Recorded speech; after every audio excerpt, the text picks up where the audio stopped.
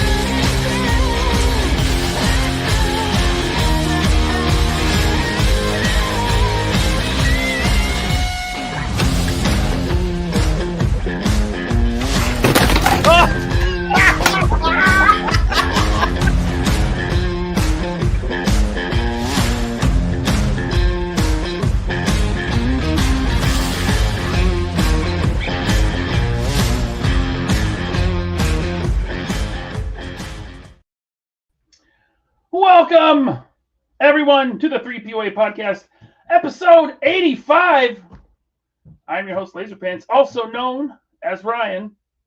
I am joined, as always, by the man behind Action Force and the CEO of Valaverse, Bobby Vala. Welcome, Bobby. Welcome to the show. Welcome. Where's back. my entrance music? Is it not playing? No. Really? Guys, fans of the show, I can't do this anymore. I didn't do anything wrong. Listen, I'm sorry, guys. Okay, I'll just do it by myself. That's fine. Hey, everyone. You heard any good stories lately that I could share with you all? Come back in. I can't do it. I can't do this anymore. This rinky-dink podcast here, we're supposed to be like high quality here. I mean, we get more live views than somebody with like 600,000 subs. So it's like we have to, I mean, granted our quality is way better anyway, but we got to be on top of our game, man. This my mic. Let's say my mic isn't working, but you can hear me. I can hear you. Is LaserPants? Let me check my. Is it like a private show for me? Am I the only one who gets to hear you? Check. 1, 2. It says it's working. Yeah, I can hear you. Oh, I see what happened. Ha! Wow. I see what's going on here. Is that better, guys? Oh, there we go. There we go. You're supposed to catch that before the show, Bobby. That's actually your fault. I could hear you. We're going to try this one more time. Welcome, everybody, to the 3POA podcast, episode 85. I'm your host, LaserPants, also known as Ryan. I am joined, as always, by the man behind Action Force and the CEO of Valaverse, Bobby Vala. Hi, guys. Is that working now? Yeah, it's working now. Intro music? Yeah, I got it. I should have noticed that, it wasn't working before we started. That my mic sounded like an aluminum can. I'm not an AV guy. I'm just here for the chicks. I mean, Yeah. You're here for the chicks. Not a lot of those here, Bobby. That's for sure.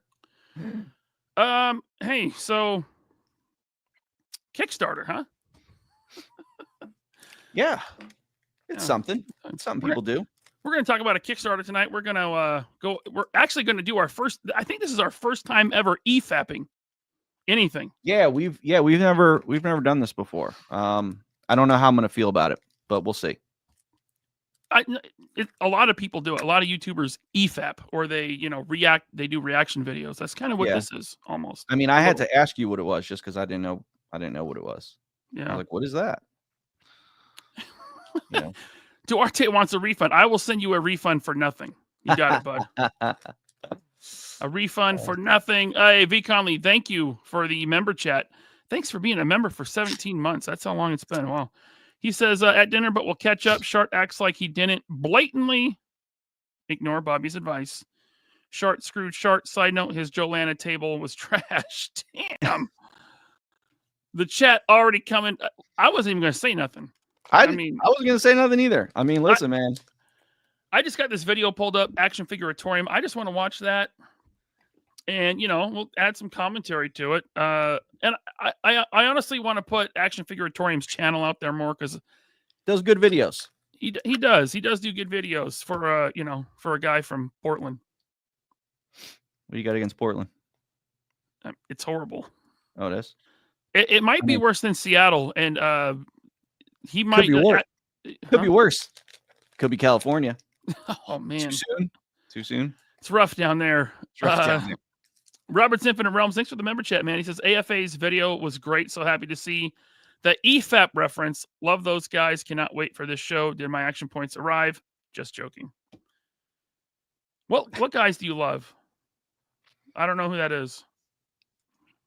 EFAP stands for every frame a pause. Seems exhausting. Yeah. I'm not going to literally pause it every frame. Articulated Ninja reviews. First of all, that is an unacceptable super chat. You need another 0 on the end from you, Ninja. He says, I'm with Duarte. I want a refund this chat. Not all $2 because YouTube took half of it. Justin Wine, thank you so much for the super chat. Hey, Bobby, what's a good way to remove the pad printed imaging from an action figure, specifically on a face? Like Colonel Siege, for example, if I wanted to repaint his face, acetone not working? Or you could just not remove the paint on my figures. That works too. I'd say just paint over it. I mean, yeah, I don't mess around with that. I don't know. I know people use acetone for factory applied paint. I've never tried to remove inkjet face printing. They do the inkjet face printing. They put, a layer of matte finish on it. I can't tell you what to do. I'd rather you not mess up your figure. I don't know because I don't try it. So, yeah. So I don't, Justin, I don't care if you mess up your figure. So I use this brush cleaner stuff. And I actually did it today. I took the paint off of Colonel Siege around his, shoulders, the jacket color. Just use a brush cleaner and a Q-tip. It doesn't come right off. You have to work at it. Don't just start pouring acetone on your figure. It'll melt the plastic. Definitely don't do that.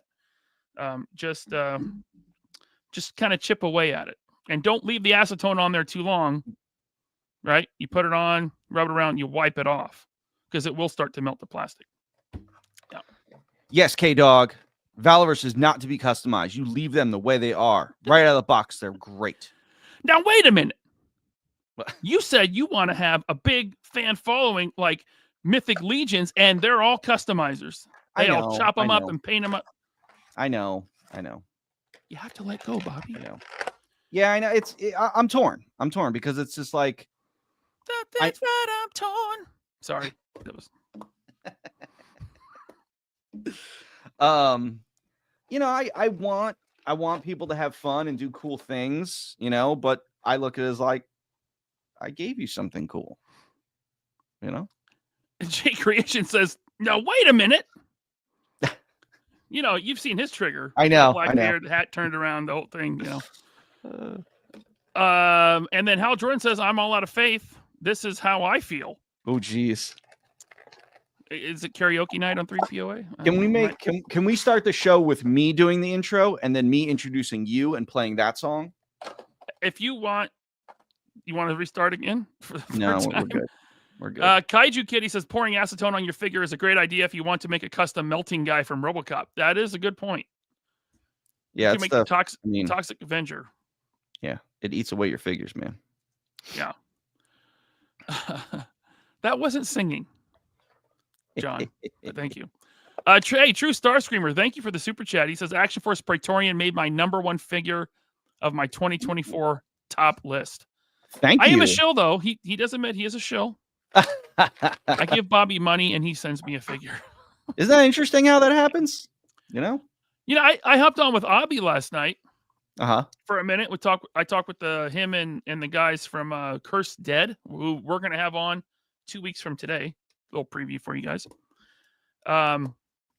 and he was going through his haul of Action Force, and my God, A lot.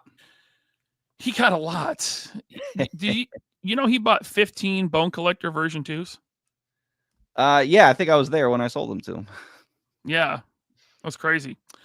But yeah, he's a shill. So anyway, all right. Hey, what's going on, Art G? How you doing, buddy? By the way, Art G passed us in subscribers, and so we need to fix that. Can everyone watching, if you're not subscribed, would you please just hit the subscribe button and then go and unsubscribe from Art G, please? I was just gonna say that. Yeah, I don't want him ahead of us. Okay. I am caught up on the chat. Oh, hey, Justin. Wait, no, I'm not. Toyamic Displays, member for 4 months. Thank you, sir. But Bobby, good video today about the figure process. Thanks, man. Yeah, people were asking about it, so I got to give the fans what they want. That was a good video. Yeah, you kind of walked through the whole, and you had examples there on the table. I did. Right? Test shots, prototypes, resin, all that stuff. It's cool. Look, I got a test shot right here from Jada Toys. Ooh, look at that guy. Yeah, thanks to Lee, aka Bushman, sent that to me, and then thanks to Ace from Ramen, I have the Maverick, test shot. This is a production sample. Is that a test shot or no? Production sample's different, right? That's a test shot. Okay, that's a test shot. Gotcha. Or EP sample if you watch the video. Yeah, no, I'm not a fan in it. Sorry, I didn't watch it. I was busy. That's all right. I don't watch your Wednesday shit anyway. Yeah, it's not good. Yeah. I was busy taking the paint off this Colonel Siege and improving it. Jesus. J Creations New York. Thank you, sir, for the super chat. He says, that's why I buy my multiples. Appreciate your work, Bobby. Thanks, man. Appreciate your work. People buy extras to kit bash and customize and paint and remove paint, sculpt new parts. I'll be right back. All right. Let's see here. Back to the chat. Are you getting a drink, Bobby? I almost need a refresh. I started drinking early tonight. It's not good. Bender Rodriguez says, can Short give us a street human hobo with scratch and sniff stink? I don't know. He is supposed to be EFAPPing us tonight on his other channel, but he said maybe he wasn't gonna. So I'm gonna go check. It's not his main channel. It's his fake channel. Well, not fake, second channel, Russ Toy Reviews. So if he is live EFAPPing us, and he is not, he did not go live to respond to us. That's too bad. I was hoping he would. Come on, Russ. Be a good sport. Let's see here. Back to the Toy Gains. Toy Gains, thank you for the super chat. He says, LP, you're kill it lately with just genuinely funny bullshit. Well, thank you, Toy Gains. I think you meant to say you're killing it lately. Thank you. Can Bobby at some point tell us what tweaks would have made street humans work? We will totally get into that tonight. No, because I'm just going to do my own line of $20 figures with tank tops and jeans. They're already in production. No, you heard it here first. $20. Heads, hands, stand, just like the basic trooper. Tank tops, different colored pants, different color skin tones. You're welcome. Now, wait a minute. Yep. Oh, wait. Exclusive announcement. First reveal. Now, can I ask a little bit more about it? Yeah. Is it the Sergeant Slaughter? All new body. All new tooling? All new tooling. Are you going to call it sidewalk people? What are you calling it? Street Force.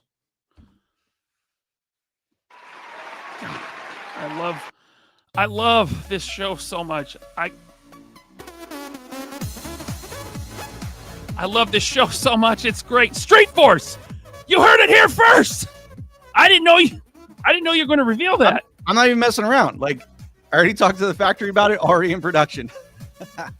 I love this show so much. This is so you guys want generic background guys for your figure photography or your fighting thugs? We'll give you some background characters, man. Holy crap. Did you guys hear that? My mind is blown. As you can see, I was not prepared for that announcement. How about Road Homo sapiens? Homo sapien. Well, they could be. I don't know. Maybe. I don't think you're worried about their sexuality. Yeah, there it is. Street Force coming soon. Can't wait. Toy Gain says that's funny as hell. Billy Beige Custom says, seriously, this is hilarious and great at the same time. My God, I got to clip this and make a video. I love this show so much. I love my own show. Okay, super chats, and then we're going to start EFAPPing Action Figure Atorium. Oh my God, amazing announcement. We could just end the show now. No, we got it. We must proceed. Robert Diaz, thank you for the member chat. He says, Ryan, try talking about cool anime action-based action figures like Art G if you want to catch up to him in sub count. I mean, no, that would be horrible. I don't know about anime. I could talk about One Punch Man a little bit. But thank you, Robert Diaz. We got K-Dog Broadcasting. That Chester test shot just looks just like Jeremy J's profile picture. Twins. Does it? Does this look like Jeremy Jernigan? No. Yeah. Maybe. I mean, I don't know. I mean, if his whole, I mean, that's, you know, that's almost like Jeremy's nose size. So anyway, I mean, if you had like a Gru figure from, you know, Minions, maybe. I'm sorry. I'm sorry, Jeremy. I'm sorry. You're great. I'm sorry. It's not nice. I'm sorry. We got to have him on the show to rebuttal. I'm a mean guy. I'm a mean guy. You should expect this from me. I'm a mean guy. Andrew Sabina says, hi, Bobby. Hi, Ryan. How's the new cat? Bring me a cat. So Andrew was in HQ helping with fulfillment. Oh yeah. When the whole cat rant went down. So for those of you guys that don't know, because this is going to make news, obviously, I don't like cats. I'm not afraid to say it. I'm a dog guy. I don't like, actually, I'm an every single animal except cats kind of guy. Damn. I actually despise cats. And listen, if you like cats, that's your thing. Cool, man. I know, listen, Jordan was telling me like, look, my cat loves me. I know, listen, Michael and Melinda, they have great cats that love them, hate Tony. But, you know, I'm sure you have cats that love you. I'm just not a cat guy. I like an animal that when I walk in the door and it wags its tail, it shows me love instantly. And it's like so happy to see me. And if I call its name or if I pet it, you know, it's happy. It's genuinely happy. The dogs are man's best friend. A cat, if a cat doesn't want to show you affection, it's going to like side eye you and everything. And it's like, hold on, man. I feed you. I give you a place to live. I give you a box to shit in. And you're going to side eye me? Like, no, man, I want to pet you. I want to snuggle and stuff like that. Cats are very pompous. Also, it's like I had this conversation with Jordan because he's like, dogs are dirty. I'm like, listen, cats are probably now a cat cleans itself. So a cat like cleans itself. So it's not dirty in that sense. But having a cat in your house to me is filthy. Like a cat shits in a box and it scrapes and it pisses and shits and scrapes in that dirty germ-filled box and then hops out of that box and just goes wherever it wants. If it wants to hop up on your bed, if it wants to hop up on your counters, if you're at work, you're not there to police that cat. That cat's going to go and shit whenever it wants. It's going to wipe its paws in that kitty litter box, and it's going to walk all over your countertops while you're at work and you don't even know. So it's like, to me, that's disgusting. That is disgusting. You have to have a clean home, and you got to make sure that cat box is clean. If you have one. Even if and that's what Jordan was like, oh, well, I clean the cat box all the time. It's like, yeah, but you can't catch like that cat every time. Like you're gonna be on top of that cat every time that it pisses or shits. And as soon as it gets out of the box, you're gonna like wipe its paws and then immediately clean that litter box. No, man. Sometimes, you know, cat goes multiple times. Now, Bobby, you can't look at this guy. Listen. Tell me. Kittens are one of the cutest things ever, man. Look at this. They are. Kittens are incredibly cute animals. This little fellow right here. A full-grown adult cat, just not my cup of tea, man. Yeah. You know? This is Jarvis. He made his debut on Yo Joe Jerk. I was over. I actually love the names. I love the names that you picked. Yeah, Jarvis and Friday. First time I've ever had 2 cats. But I mean, he's a total sweetheart. Look at this guy. Yeah, no, listen, I'm sure your cat loves you, but he does. You know, that cat as a kitten loves affection and attention. When that cat's 3 years old, come talk to me. I mean, our cat died in September. She was 15, and she was fat and she barely moved. You got her? Okay. All right. So anyway, I got my Action Force box in today. And I've been giving you a hard time about the cat. I've been sending you pictures of my cat, right? Just messing. I've been posting them on Facebook and Facebook. So I get in my Action Force box today. I'm really excited. I'm like, oh, sweet, man. The new Pandora, replacement torso. Can't wait. Cut it open. And what's on top? A piece of original art. Right here. I hate cats. Bobby Vala. Which, I mean, it's not a bad sketch. That's a good a good cartoon. So that was like the third cat I drew that day because we were doing fulfillment. We were here over the weekend, a couple weekends ago. Jordan was here, Andrew was here. And we were doing fulfillment and we are talking about cats, and Jordan was raving about his cat. You were, talking about how you and him are gushing over your cats together. And we weren't, it wasn't gushing. It was just like, he's like, here's my cat. And I'm like, oh, that's a nice looking cat. That was it. So my kids were in the office. And Jordan says to my daughter, McKenna, he goes, go ask your dad to draw you a cat. Said, Daddy, can you draw me a cat? So I drew a cat. And then when we boxed up your order, after you were, Chartemus Prime bitching about your samples, we made your box. And I said, I got to give him something along the lines of like a box full of potatoes or something like that. We didn't have time to go get some cans of cat food or kitty litter or something like that. So I just drew you a cat. Thank you. Thanks for your scrapbook. Yeah. Well, that's going in the scrapbook. I got news for you. Do you guys want like a scrapbook review from me? Like it would be channel members only, but I'll do it.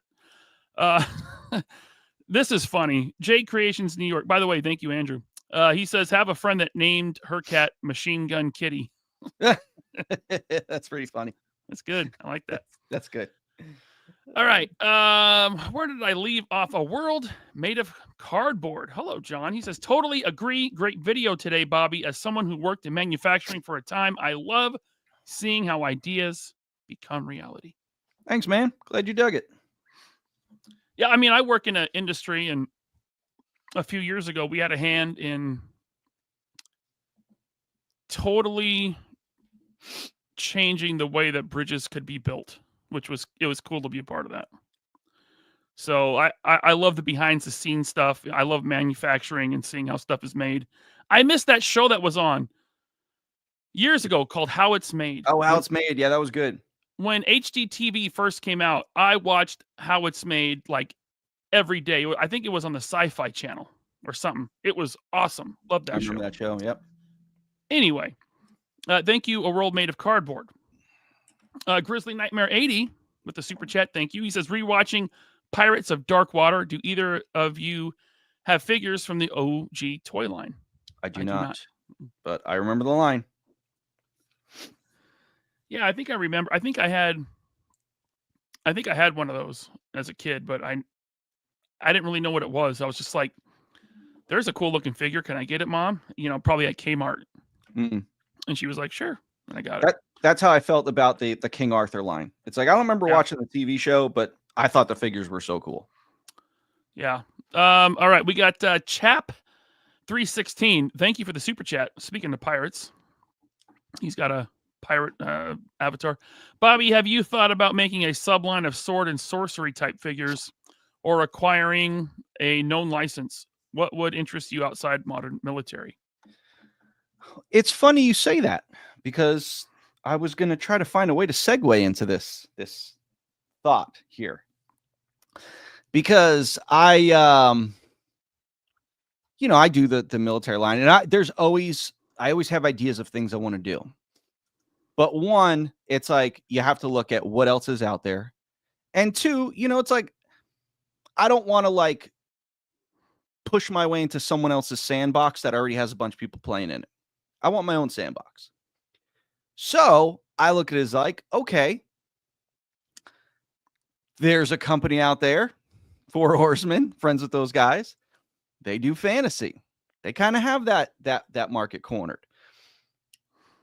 There's a lot of that genre that they do that I would love to do, but I don't. Now, this is like, listen, I'm not going to sit here and talk about it, but I know there's some issues with either them or their fan base and another person's company that we know that also does fantasy figures. And there's some conflict there. So to me, it's just like, yeah, you don't want to create conflict or anything like that. Come on, Bobby. You're not opposed to conflict. Well, no, listen, I'll go after conflict that people like Hasbro. I will go after them because of what they did to me. Right. So, but again, it was like, listen, I started Classified when it wasn't Classified. It was called Elite. I left. I wanted to keep going with something like that. They weren't doing it yet. So it was like, the lines kind of came out together. So I'm just like, look, I would love to do, some fantasy type stuff, mythical sword and sorcery kind of things. But again, I'm not going to step on anyone's toes. That already kind of has the market cornered on that. However, I saw something come out this week that made me have second thoughts. And I saw my friends at the Four Horsemen decided they were going to do a military figure. Oh. And they're doing that military figure for Cosmic Legions. Well, I have to go back and check this. I don't believe they said it was part of Cosmic Legions. Okay. But again, I'm not 100% on that. I got to go back and look. They're doing an exclusive figure for Toylanta, and it is a military figure. And in the words of Michael Jordan, I kind of took that personally. So I might have to talk with those guys. Be like, you just having an appetizer here? What are you doing? Are you guys thinking like, oh, hey, military's selling really well. Let's get into that sandbox. Let's pump the brakes there for a second, guys. You guys got your thing. Got my thing. Just saying. We're all friends here. But yeah, I laughed. I chuckled. I said, well, guess that means I could start doing fantasy now, right? Well, shit. Okay, guys. Valaverse is getting into some fantasy figures. Let's go, baby. You really going to do it? I don't know. I mean, that'd be cool, man. I've always wanted. I think there's room. I think there's room, dude. I mean, look, Savage Crucible came out and they're doing great. There's room. I love sword and sorcery stuff. I love movies with swords. So it's like, yeah, man. It's like, look, dude, I want to do a whole line of Kingdom of Heaven figures. I want to do Crusades figures, and and it's like, yeah, they've done that. They did it. Now, again, it's like, all I'm saying is, I'm now starting to heavily think about it. Whereas before, it wasn't a thought. But after I saw that, I was kind of like, well, now, it's quite a departure from their stuff. Like I said, I have to go back and read their posts again. I want to say I was talking to somebody about it, and they said, yeah, they made it clear that it's not part of Cosmic Legions. And I was like, oh, okay. Like I thought I remember seeing that. Now it's made of Cosmic Legions parts. It's got some new parts in it. Like I think the minigun might be new. I don't know. I don't know the Cosmic Legions line that well to know all the parts library. But no, I think it's all reuse. But yeah, go ahead. Okay. But I said, all right, okay. Now I get it. You're going Toylanta, which I guess could be looked at as like a Joe heavy show because they do Joe Land stuff like that. But listen, man. Listen. I mean, when I went to PowerCon, I didn't go and make a fantasy figure. I colorized one of my Action Force figures to look like a Motu figure. But I didn't go and like put a cape on it and give him an axe and, a sword and stuff. So, I'm just saying, I'm just saying it was a little something that I saw. Little Hey, something. could be cool, man. Could be cool. I think it's just you take it and you do it your own way. I mean, Mythic Legions does medieval stuff really well, right? But you could do your own spin on it, and you'll probably go the super articulated route, right? So, yeah, I mean, listen, those guys are great at what they do, but again, if the door's open for me to do what I want to do, then okay. All right. I mean, listen, maybe I'll combine the two together. Maybe I'm going to do, what if like gunpowder was invented in like medieval days and like you had knights with swords and stuff, but still run around with like AK-47s. That might be cool, right? Oh, you remember Robin Hood, Prince of Thieves, the gunpowder? Remember? That was cool. That's right. Friar Tuck and Azim, they were making some gunpowder. Yeah. Yeah. All right. Thank you, Chap 316. Okay, I see all these super chats. I'm gonna put these on hold just for a minute so we can get into it. But first, Justin Booth, thank you so much for 3 POA podcast membership. Appreciate that very much, sir. All right. Let's get into it now. Bobby, I'm gonna ask you to mute yourself when I start this. No. Well, let me bring it in. There might be a bit of an echo, but just mute yourself, okay? Or I'll mute you. Just mute me. Here we go. This is Action Figure Atorium.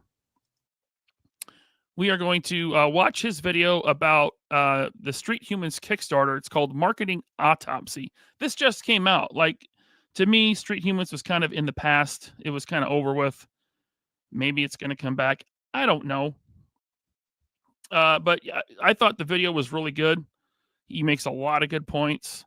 And so we're going to watch it. And then Bobby can add his commentary because he's had a couple Kickstarters in the past. Here we go. Hello, everybody, and welcome to the Action Figure Atorium. My name is Mark Major. I'm a real big toy collector here in Southeast Portland. And look at the lower third, people. It's just like a real show. The production value, it's over the top, isn't it? Today, we're going to be doing a bit of an autopsy of a Kickstarter campaign, which I did not cover when it came out. It is the Shartimus Prime Street Humans. I did not do any kind of analysis on this. It failed to fund, and I think it's worth going back and looking at and trying to figure out why it failed to fund. The reason why I believe we should look at it is because Shartimus Prime is, by the amount of subscribers he has, 650,000, he is the #1 YouTuber, right? And a lot of you don't know this, but there are marketing departments of toy companies whose have people whose sole job is just to send out free product to influencers. I had a roommate in the 90s whose sister worked for Doc Martin, and her job was just to send out Doc Martin boots and... Bobby, you got to be here for this. You listening? Yeah, I'm here, man. I'm listening. Right. Clothing and watches and attache cases and bags to rock stars and celebrities. Like, it was her job to make sure that Henry Rollins had Doc Martin boots, or that the band Soul Coughing had, like, Doc Martin watches, that kind of thing. So there are people who work in these marketing departments who all they do is they send out free stuff, and they have to go find influencers. And of course, you may not realize this, but marketing is actually about statistics and numbers. When you come up with an idea for an ad campaign, it doesn't just go into effect. You spitball a bunch of different ideas and you test them. And then whatever tests the best, whatever has the best numbers, that's what you go with. So if somebody presents you with a list of YouTubers who do action figures, you're going to look at who has the most subscribers. Those are the guys you're going to send free stuff to because they have the biggest reach. Okay, well, if he has the biggest reach, right, then if he does a Kickstarter campaign, shouldn't he be able to hit the most amount of people? Well, you would think so. However, it didn't fund. So I think that's what he was banking on. Hey, I'm the biggest YouTuber, right? I can just throw this up and it's going to fund. I have 600,000 subscribers. I mean, listen, I fell into that as well. I kind of, the first Kickstarter did not fund. So there was kind of like not uncertainty, but I had this perceived thought when I launched the first one. I was like, I thought enough people knew me that, when I launched, like it would do well. But that wasn't the case. I didn't do enough marketing for it for the first one. I heavily marketed it for the second one, and it turned things around. I also changed a lot of the campaign. Right. But yeah, you can't just do a Kickstarter on name alone. I mean, maybe if you're established more in the tour. Now listen, we've seen an interesting change of the Kickstarter landscape. It's like when I did mine in 2019, it was coming off the heels of a bad time for toy Kickstarters. From 2015 to 2017, there was a bunch of Kickstarters that either failed, funded and didn't deliver, or took forever to deliver. So a lot of people had a bad taste in their mouth from Kickstarter. And I saw a lot of comments like that. Like, I'll wait till it's more proven before I, start investing money in this and that, blah, blah, blah, which is kind of I get it. It's a stupid thought because it's like, well, you only get charged if it funds. But I get it. People are like, okay, well, we want to make sure that this isn't going to be a company that I'm going to lose money on, like Army Alphas, which I told everybody about. I didn't get an apology for it. So, going into it, it was a rough patch. Now it's like, besides Street Humans, it seems like everyone could do a Kickstarter and it funds like crazy now. However, I do always keep an eye on what Kickstarter stuff is funding, how many backers it gets, what their fund goal is, how much they end up bringing in. Now, one I am keeping an eye on, which is quite interesting, is we talked about it. We're going to have them on the show, is the guys from The Cursed Dead. Now, looking at their Kickstarter, I think it's not performing as well as probably they hoped. It's lower than expected. You want to be, after that first week, you want to be like halfway, because then it's an uphill battle. If you get to halfway and then you start getting to the finish line, you creeping, then you start going downhill, you get closer to your fund goal the last couple of weeks. Then people are like, okay, it's closer. But it's still an uphill battle before you get to halfway. So now those guys are known. They're known in the community. They're on podcasts. They have their own show. So it kind of goes into that, like, okay, well, you may be well known, but it might not translate that way. Now, I know they are marketing the crap out of it. So again, Kickstarters, you don't know for sure sometimes. Sometimes it's a crapshoot. Sometimes it's like, maybe you got a great idea, you got a great campaign. Maybe it's something people don't want. Maybe it's like, a Hazlight, people don't want a car. It could be something like that. I don't know. But yeah, you gotta market heavy. You can't just rely on your name. Right. All right, let's add him back and keep going. So, however, it didn't fund. Second of all, if he has the most amount of subscribers, then you would assume that it's because his opinions, his reviews matter the most. And if he's a guy who has opinions that matter the most, then he should be able to distill that wisdom and himself come up with a product, right, that hits all the bases and gives people exactly what they want, what people's wants and needs are for action figures. And the fact that he did not get his own project to fund means that we need to take a look at the project and try and figure out what it was that went wrong. So everybody on this one, come together, strap on the leather, and hold on tight. All right, I'm going to skip forward a little bit here.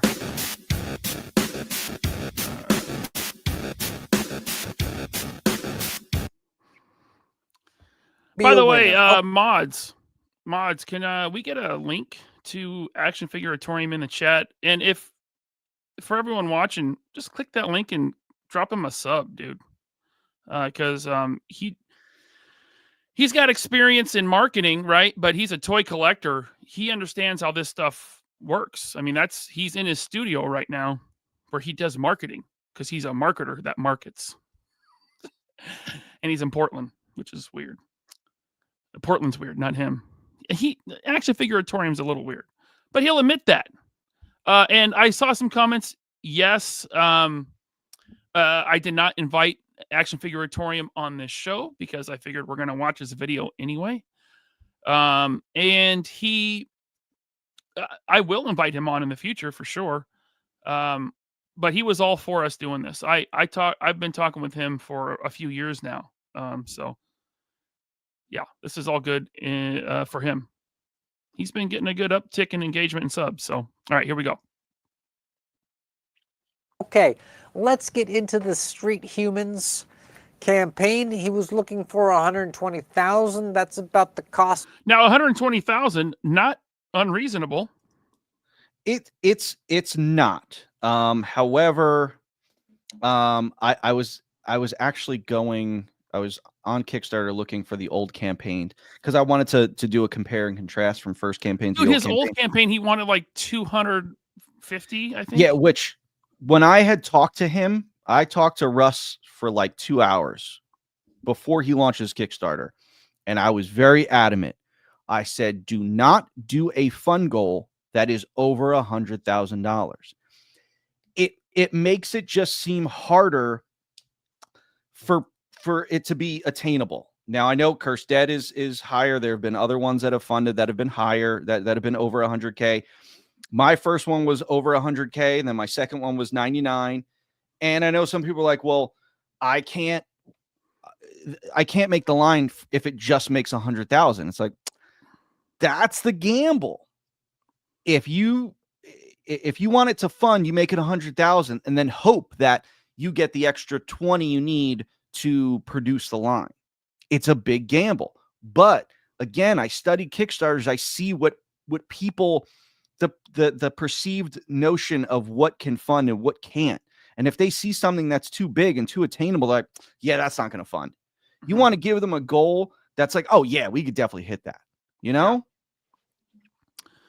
Yeah. Real quick. We have 620 people watching between YouTube and X. We are streaming on X. So if you ever, watch videos on X, subscribe or follow me at LaserPants81 and at 3POA Podcast over there. But thank you guys so much. Please hit that like button. And if you're new here, please subscribe. Now my cliche YouTuber spiel is over. Okay. So I got it up. So the first fun goal, $286,000. That's too much. He got 42,279 backers. The second one, it was 120,000. He got $89,000 and 705 backers. So he got a lot more backers and twice as much money, but still not enough. The first Kickstarter, he ended himself early. He did. He threw the towel in. He saw the writing on the wall and he ended it. Yeah. All right, let's continue on with Mark.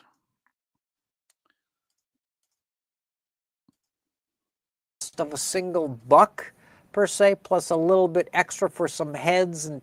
By the way, Bobby, I got you muted, so if you want to cut in, just unmute yourself. All right. Tooling and things like that on the side. He only got to 89,000 and change, which, if you ask me, is actually pretty good. But let's see exactly what it was he was selling so that we know what we're talking about. So for $28, you could get this guy. It's a dude in camo pants and a wife beater, and he's got a bat head, and he comes with a baseball bat. I don't know if that's intentional, but he's got a couple extra heads and some hands. Or you could get this guy. He's basically the same figure, but a different skin tone, khaki pants instead of camo pants, a little different head comes with. Or you could get this guy, basically the same dude, but blue jeans. Or this guy, basically the same guy, but dark blue jeans, right? And then there are some other things that didn't really make sense. The exact same thing for $28, but signed. He didn't. Is he? You can unmute yourself. Is there anyone? Listen, I'm trying to be nice, but is there anyone that wants a signed Shartimus figure? I'm trying to remember if I offered signed stuff. I think I offered like the art print signed. I don't think I had an option where I signed the figures and like made that a package. I definitely didn't do that. If I did and I'm wrong, I'm a jerk off, but I don't believe that I did that. All right. He's signing these, but he's not charging extra. I don't know what that means. Then there's the 2-figure bundle for $56, which, by the way, is the exact same price as if you had just bought one and then added a second one, meaning he's not giving you a discount. It's not a discount. The 2-pack. It's supposed to be don't understand $1. that. And he's got take $1 off if you buy 2. There was no discount for buying 2. Couple of different 2-packs, 4-packs. Muted, Again, Bobby. there's no discount. 8-pack. I'll unmute you. Okay, go ahead. Thanks. That was another thing that I talked to him about. I was like, you gotta really look at your tiers and what you're offering, because you want to make the higher packages a better value for people. Like the goal is to get them to back more. So to get them back more, they got to buy more, and you got to give them a discount. You can't just say this 3 figures is the same as buying one, and like, no, man, you can't do that.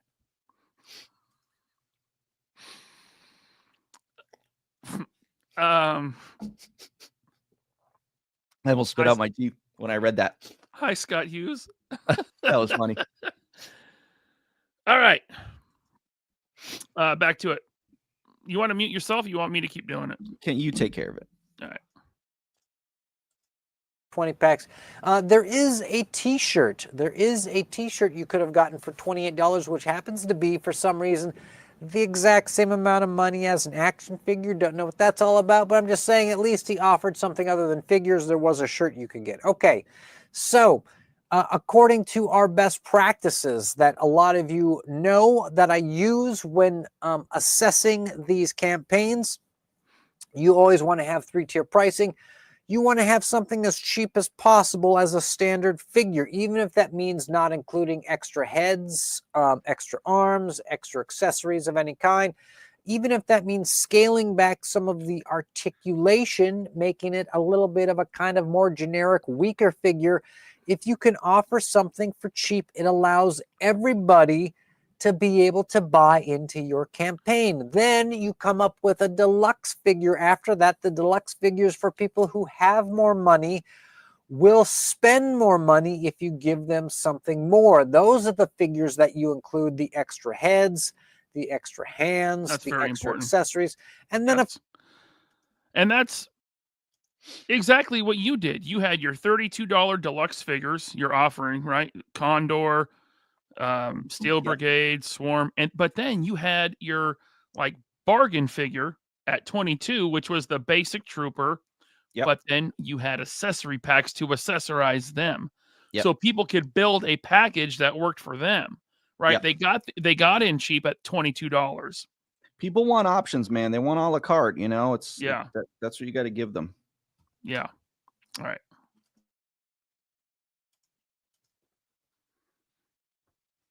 of course, you always want a luxury figure, something that is expensive for the sole purpose of being expensive. There are people out there who have so much disposable income.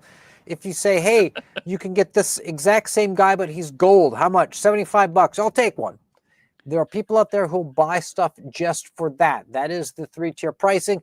He only has 1-tier pricing, and it's $28. Then there is what I call the wide variety. The wider the variety, the more figures that could hook you. If you don't like the yellow guy, maybe you like the red guy. If you don't like the red guy, maybe you like the blue guy. Maybe you like the blue and red guy, but not the yellow. Or maybe you like the guy with the ridiculous camo pants. Guy. More choices, more chances to hook people. It does mean more production on your end. But overall, if you want to have big numbers be successful, you got to have a wide selection. His selection is basically these 4 guys, 2 guys you can get with one skin tone, 2 guys with the other skin tone, and then some different colored jeans. Okay, so selection of 4 guys, all at a standard price of $28, which I think is about $8 too much. If you could have gotten rid of the extra accessories and just did $20, probably would have done pretty well. And I think that's what everyone was kind of saying, mostly everyone. Get rid of the stupid alien heads. Yeah. No one wants that trash. Just give us thugs and goons and hooligans to go with our action figures. Give me someone for Daredevil and Batman to beat up. And that's the thing. It's like he was positioning it as a line of generic guys, but then tried to like pigeonhole his story, his lore into this that nobody cared about. It's like it's also so far removed from it. It's like, all right, well, you got aliens and then you got thug guys. It's like they're too the gap is too wide. You know? Yeah. J Creation says, what made him pick those colors for the camo pants? I remember that style of camo in like the late 90s, early 2000s. Yep. And it was silly then. I thought it was dumb then. It was. I mean, that's 20 some odd years ago, man. Like, just put him in blue jeans, or like this guy on the screen here, he has gray jeans. That's fine. Yeah. Or black.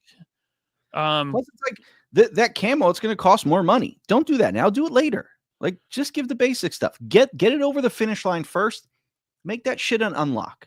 Yeah. Make it an unlock. Once you hit the goal, you can unlock your stupid alien heads. Because no one cared about that. No one cared about your made up alien story. You know, Be nice, Ryan. Be nice. I am being nice. No, you're not. I'm trying to say no one cared. We need to treat Russ with respect here. No, we don't. He called you a liar on Instagram 2 days ago. Did. Well, you know. Why did he call you a liar? I'll get into that later. All right. After this? Maybe. Okay. Maybe. Muting Bobby, unmuting Action Figure Atorium, and there we go. All right. So, in my opinion, this is one of the reasons why this didn't fail. He didn't do the best practices when it comes to the pricing and when it comes to the selection. If I go to the campaign, he does have... By the way, guys, is the video volume okay?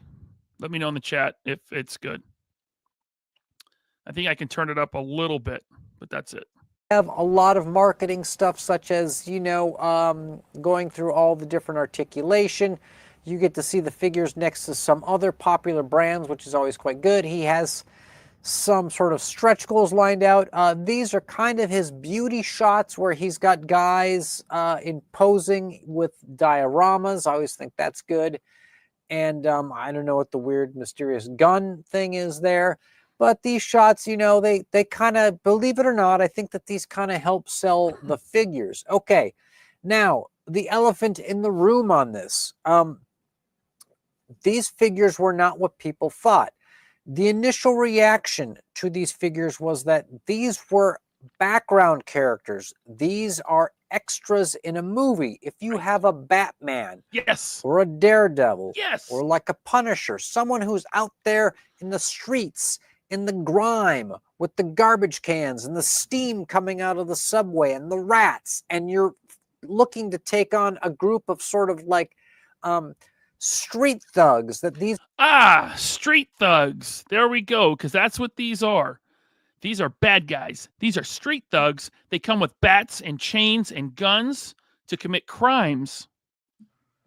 And Shartimus decided to make it a black guy and a Mexican guy. I don't know why he chose that, but that's what he chose.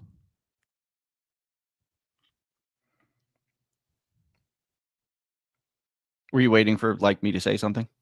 Yeah.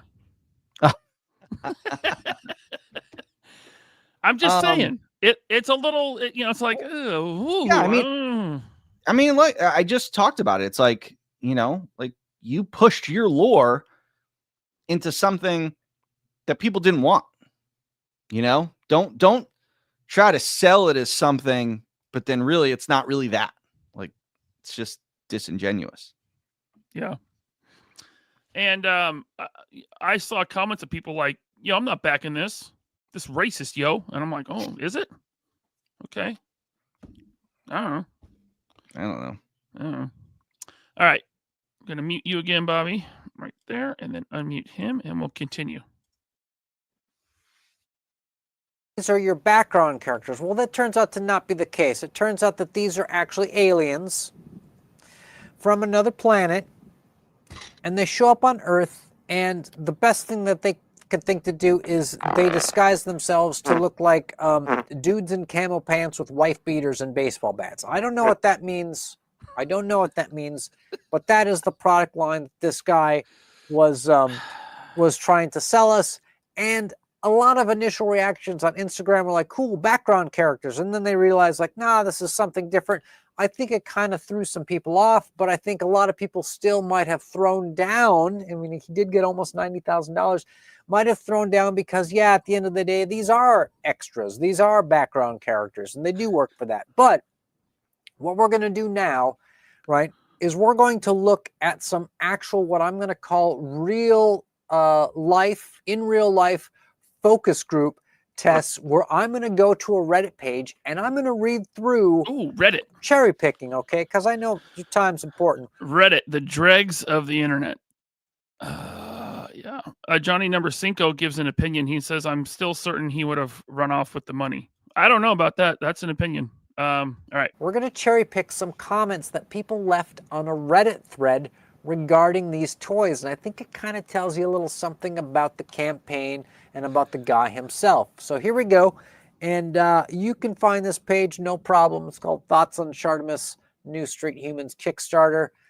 It's in r/action figures on Reddit. I don't do Reddit. I've never been to Reddit. Bobby, if let you're me talking, go through and read some of these, okay? Go ahead. No, I said I never messed with Reddit either. To me, it's like a cesspool, like His Tank or something like that. Yeah, it's like there's so much social media. Why do I need another one? Right? You know? Like I have a channel member Discord. But I'm like, well, there's a Facebook group too, but everyone wanted a Discord. So I set it up. Everyone's over. If you're a channel member, join the Discord. Okay? See, I don't even know what that is. Yeah, it's like another type of social... Anyway, we're not talking about that. Okay. Back to it. Okay. You would hope it succeeds, though. Love when fellow toy collectors succeed. Okay. Some positivity. People just weren't into it. Guy sounds like a loser. To be honest, not feeling it. If you're going to go for generic, I would prefer a military theme, not plain-looking street thugs, especially for $30 a pop. I like the body shape, though. I thought the body shape kind of looked weird from the waist down. The crotch and the hips, it looked kind of weird to me. There's two reasons for that, okay? And that's because there was a huge thigh gap. And also, Bobby muted himself. Also because the sculpt of the jeans was a mirror image. Yeah. And I saw that and I asked about it. And I didn't get a good answer. I'm like, that's not well. It looked weird to see the same leg mirrored. Like it's jeans. You want it to be unique. That's what happens when you have someone who has no toy design experience trying to create toys. Like, and I know he'll probably say, like, oh, well, I had this person helping me and this person helping me. It's not their responsibility. It's your responsibility. It's your line. You need to know what you're doing. You need to be the one catching this stuff. Can't just say, well, so-and-so didn't catch it. It's your line. So, it's like, yeah, you got to look at that stuff. Now, I mean, I don't know who he used to sculpt these. I'm not saying anything negative about the sculptor. However, this is a common thing in toy sculpting. Do you know how many times I'll get a sculpt from a sculptor and they'll mirror something and I'll be like, don't you even think about it. This shit's got to be asymmetrical, baby. They'll do it because it's like, look, when you're a 3D sculptor, you're freelance, man. You're working. Your time is money. So, listen, we've all cut corners. I cut corners at school. You cut corners sometimes when you need to, when you're in crunch time. 3D sculptors, they're working freelance. They're probably working on multiple different projects at once. They're going to, I could save time. I'll just mirror this leg. Shit, man, that'll save me 3 hours, 4 hours. If they catch it, they catch it. If not, hey. But again, it's a common thing. Sculptors do it. Listen, some sculptors don't. Some sculptors do. I can tell you from my experience, I've worked with many sculptors on Action Force. And I can tell you, even the best ones, I've said, hey man, you mirrored that. You gotta do it. Something like hands, totally okay. Yeah. Because gloved hands, human hands, it's all generic. When you're dealing with fabric pants, hell no, man. Hell no. So, but also the other note I was gonna make was those were resin models. So they're never gonna look exactly the way production will, but it's like he had resin models done up just to try to get the point across, because I told him to use models on the first Kickstarter and he didn't. You can't do a Kickstarter with 3D renderings. You just can't. It's not a good look. People want to see something. Yeah, I think that's why he decided to, throw the towel in on the first one. He kind of realized that. Yep. But all right, back to it. I'm going to leave you unmuted and just let me know if there's feedback. Anyone in the chat, as soon as there's feedback, just say feedback or say audio, and I'll fix it. So here we go. Personally, here's another one. Reply that I can understand trying to find a different market. I think he's talking about the street market versus the military.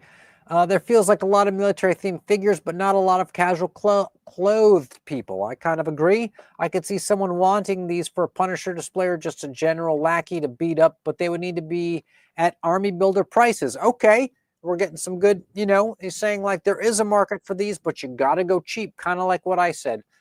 Let's see here. These seem fine as generic thugs, but they aren't really priced accordingly. Again, you're pricing them too high. You're pricing them as kind of a deluxe figure when people are looking at these as just generic, almost a figurine.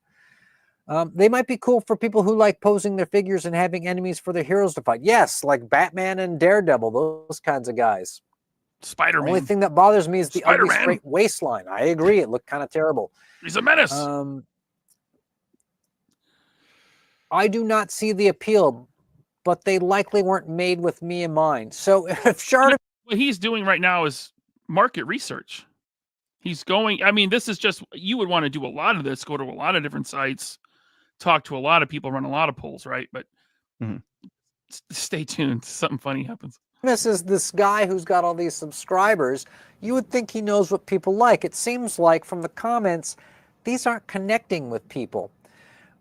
Okay, here goes something. This is kind of a mouthful. The only people that will buy are his fanboys from the YouTube channel. Now, that might be true, in which case, if you've got 650,000 subscribers, maybe that might be worth doing something, right? If you can make a product and people will buy it, do it. Not if you don't have the engagement. Even then, they will buy only one, maybe two, maybe. I think that's kind of true. It's a hard sell to a casual toy collector to buy a plain-clothed action figure from a line with no proven quality or design, especially in this economy. Street Humans is $28 for one figure of a dude in tank top and pants. I agree. The Marvel Legends Tracksuit Mafia Army Builder is $25 with more accessories and head sculpts, and you can pick one up at your local Target without shipping costs. Not hard to see which action figure has more value and a proven track record. Right.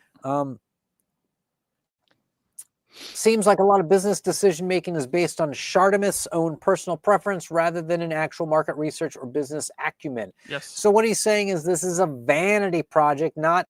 Vanity project. Now, that's a phrase that gets thrown around a lot, right? I think he's spot on right here. Like somebody who is looking to solve a problem. Like, I see a problem in the marketplace. We don't have enough street-clothed thugs. I'm going to fill that void. It seems like this is some kind of a wild vanity project is what this guy is saying. Casual toy collectors aren't funding Kickstarter campaigns. Okay, let's see here. Not for me. Shelf space is at a premium. Okay. Here's someone says, I might get these, meaning they're on the fence. I like Shartimus, and I do have a need for more street thug figures, which there really aren't many, honestly. The only thing is I prefer soft goods these days. Okay, so again, if you could have, he's not scratching the itch on these guys. Here's one. I'm not angry at him for trying this like some people seem to be, but I'm not interested. Okay. Let's look at a few more. I'm not surprised at the lack of enthusiasm for these. I think they look really good. I think they look like really good looking thugs to have folks beat up. Spidey, Batman, Daredevil, Street Fighters, they can all work with these. To me, it's just like the Whoosh Ninjas or Valaverse. Okay. Now, hold on a minute. This guy on Reddit said that street humans are just like Valaverse. We need to find this guy. His name is Sanji Sasuke. And we need to find him. Okay. Good point. I think that this guy would also probably agree that like you need to get it less than $28 if this is the kind of offering. Here's one, not seeing anything unique here, but you couldn't get with a few figures from low price lines. I kind of agree. Somebody made kind of a mean comment, and we're not going to read that. Oh, actually, Mark Major, we will read that because I'm EFAPPing you, and I'm going to read it. It says, this is Bark for Soul on Reddit, r/action figures. He says, these didn't fund. Maybe it's just me, but hard to take a guy serious when his online persona is named after a man shitting himself. Maybe he'll try a third go. Now that needed to be said, because when you're middle-aged, when you're in your mid-40s, and your entire online persona is based around a liquid wet fart that explodes into your underdrawers, you might have a hard time funding a Kickstarter. People aren't going to take you seriously. No pushback? I don't think there's anything more to say than that. I mean, it's pretty straightforward and obvious. Now, do I think this guy can work with Chinese factories, get these made, get these shipped over here, done quality, shipped to me in a reasonably timely fashion? There's always delays. That's fine. But if the guy bases his whole persona around pooping your pants, you might want to rebrand. Maybe just go with peeing your pants. Sometimes I laugh so hard, a little bit. Not really. No, that hasn't happened. I mean, I just think like listen, this is just my opinion. I'm not saying people should have to follow this. I just think like the whole like name, it's like, I always call him Russ. His name's Russ. I'm not going to call you Shartimus. Like, you know, Jesse from Marvel, he was the one that kind of got me in on it. He goes, yeah, I'm not calling him Shartimus. He goes, his name's Russ. So I would always call him Russ. It's like I talk to him on the phone. I call him Russ. Like his name is Russ. Like, I'm not calling you your fake like avatar name. But it's like, listen, there was no way I was going to come out with an avatar name for myself. I mean, listen, Pixel Dan does it. Pixel Dan's like, he's a wrestler, so that's okay. Like, he comes from that background and stuff. Well, Pixel isn't about crapping your drawers. Well, that's very true. Very true. You know, it's just like, you know, my favorite person, Robo. It's like, Robo, come on, dude. Come on. Robo. You just want people to call you Robo. It's like, stop. He does a robot really well. You know what he doesn't my do? Stupid name. You know what he doesn't do? Answer questions. Oh, laser piss. Yeah, now we're talking. Way better than pants. What a stupid laser pants is such a. Well, I don't know what. Okay, we can move on. All right, back to Mr. Mark Major. There's only a few minutes left of this video. But we will note it that there was a mean comment. There was a mean comment. I wish him the best. That's not even mean. I don't think. If the guy makes a he makes a succinct point. Or Yeah. valid. Yeah. Yeah. Splatterpants says Kevzilla. What's up, Kevzilla? All right. But I'm not really down with these Kickstarter crowdfund action figure lines. Okay, he's not even going to buy it. Here's one. 700 people watching. Thank you so much. Woo! Please hit that like button. 708 to be exact. 665 here on YouTube. And 50-something over on X. So thank you, everyone. Please hit the like button. Follow, subscribe, whatever, all that. I appreciate you so much. We might hit 6,800 subs. I'd like to hit 7,000 real soon before Art G does. We got to beat Art G. Hit the subscribe button. All right. One says, nope. Just because you're a good figure reviewer does not mean you're a good figure designer and marketeer. Vanity project, that's what I'm saying. No thanks. I'm sort of interested in Anthony's customs line, though. Okay. All right, let's continue on with just a couple more of these, and I think we're going to wrap this up. Hey, wait, is Talker Art here? No disrespect to Shardimus or anyone who has contributed to this Talker, line. are you here? There's a Say lot something in the of chat. everything top down. The name Street Humans is very confusing. Street humans that are not humans, they're aliens, and they're not from the streets. They're from another planet. That's kind of Exactly. what I mentioned before. Yeah. They're aliens that are on Earth illegally. They're not from the streets. They're from an alien planet. And they're not humans. Yeah, the name made zero sense. And it's awkward to say. Street human. I don't know. It's just weird. Everyone told him not to call it that. He didn't want to listen, which he is free to do. There was a lot he didn't listen to. Yeah. All right.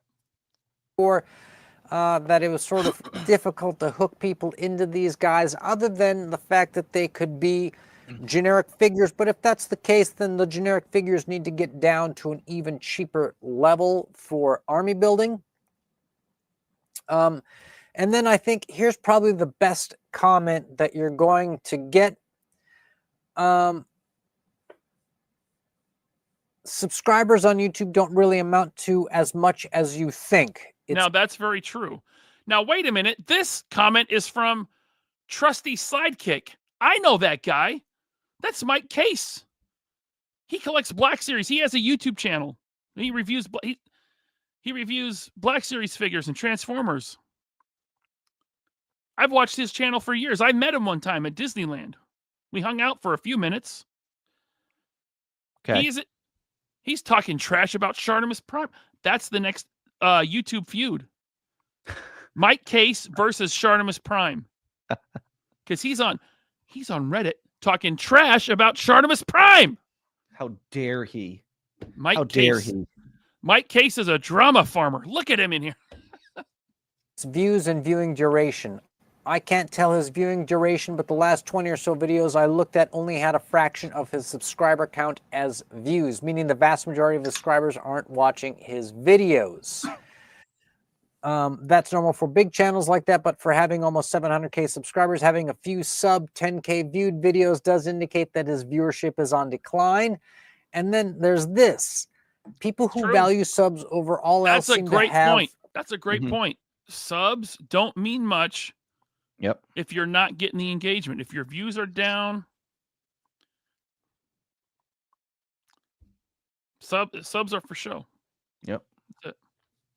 Even though I just asked to get over 7,000. Yeah, just look at his videos. I mean, if he has 600,000 subs and he's only getting 20 to 30,000 views on a video, that's not good. Those are not good stats. Not for a channel that size. No. Yeah. Johnny Number Cinco says he should have done Guitar Center employee action figures. Why? Well, he doesn't work there anymore. He told me he got fired. Oh, he worked at Guitar Center? Yeah. Yeah. Man, I used to love going to Guitar Center, buying when he stuff. was berating me at Joe Lana, he told me that he got let go from Guitar Center. Imagine that. Imagine that. I'm going to berate you at a con. All right. Never seen a dying YouTube channel before. There are tons of YouTubers whose videos get like 5% of their subscriber count and views on average. which is very obviously not a good sign.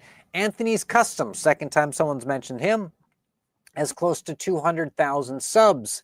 And his videos average like 8,000 views if we want to be generous, which is like 4% of his sub count.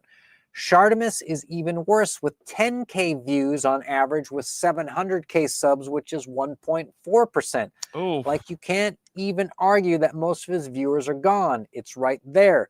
The percentage screams that the viewers aren't interested in those subscriber accounts and even still being used at all, especially when you compare to the Whoosh, who have a fraction of subs but double his views with non-long form content. And that's not including the weekly, which gets even more. Okay. now Robert Diaz says you can pay Chinese companies for subs and views on your channel, so sub count is. Do you have a link, Robert? Can you send that to me? I'm kidding. All right. So what conclusion can we take away? Here's his from conclusion. This is the campaign? end of the First video. of all, he does not have the marketing chops to put together the successful campaign in terms of pricing and offering. He is not giving us standard deluxe luxury figures. He's not giving us a wide selection. He's just offering a couple different dudes in different skin tones and different pants. Okay. Second of all, And stupid alien heads that no one wanted. that Is Street Force going to have alien heads? You know it. Sweet. That's what I want. Alien heads with my criminals action figures. even though he has the most subscriber count for an action figure YouTube channel, he in fact does not really have the reach. It's kind of a dead channel. It's kind of not hitting as many people as you would think. People are not tuning in. They're not watching him. He's actually one of the very, very, very, very, very first guys to start doing this. And he's just been dragging and accumulating subscribers over the years, but they aren't really people who follow him as closely as you think. And third, he doesn't actually know what people in the market want. He's really just another guy doing his own vanity project of what he would like to see.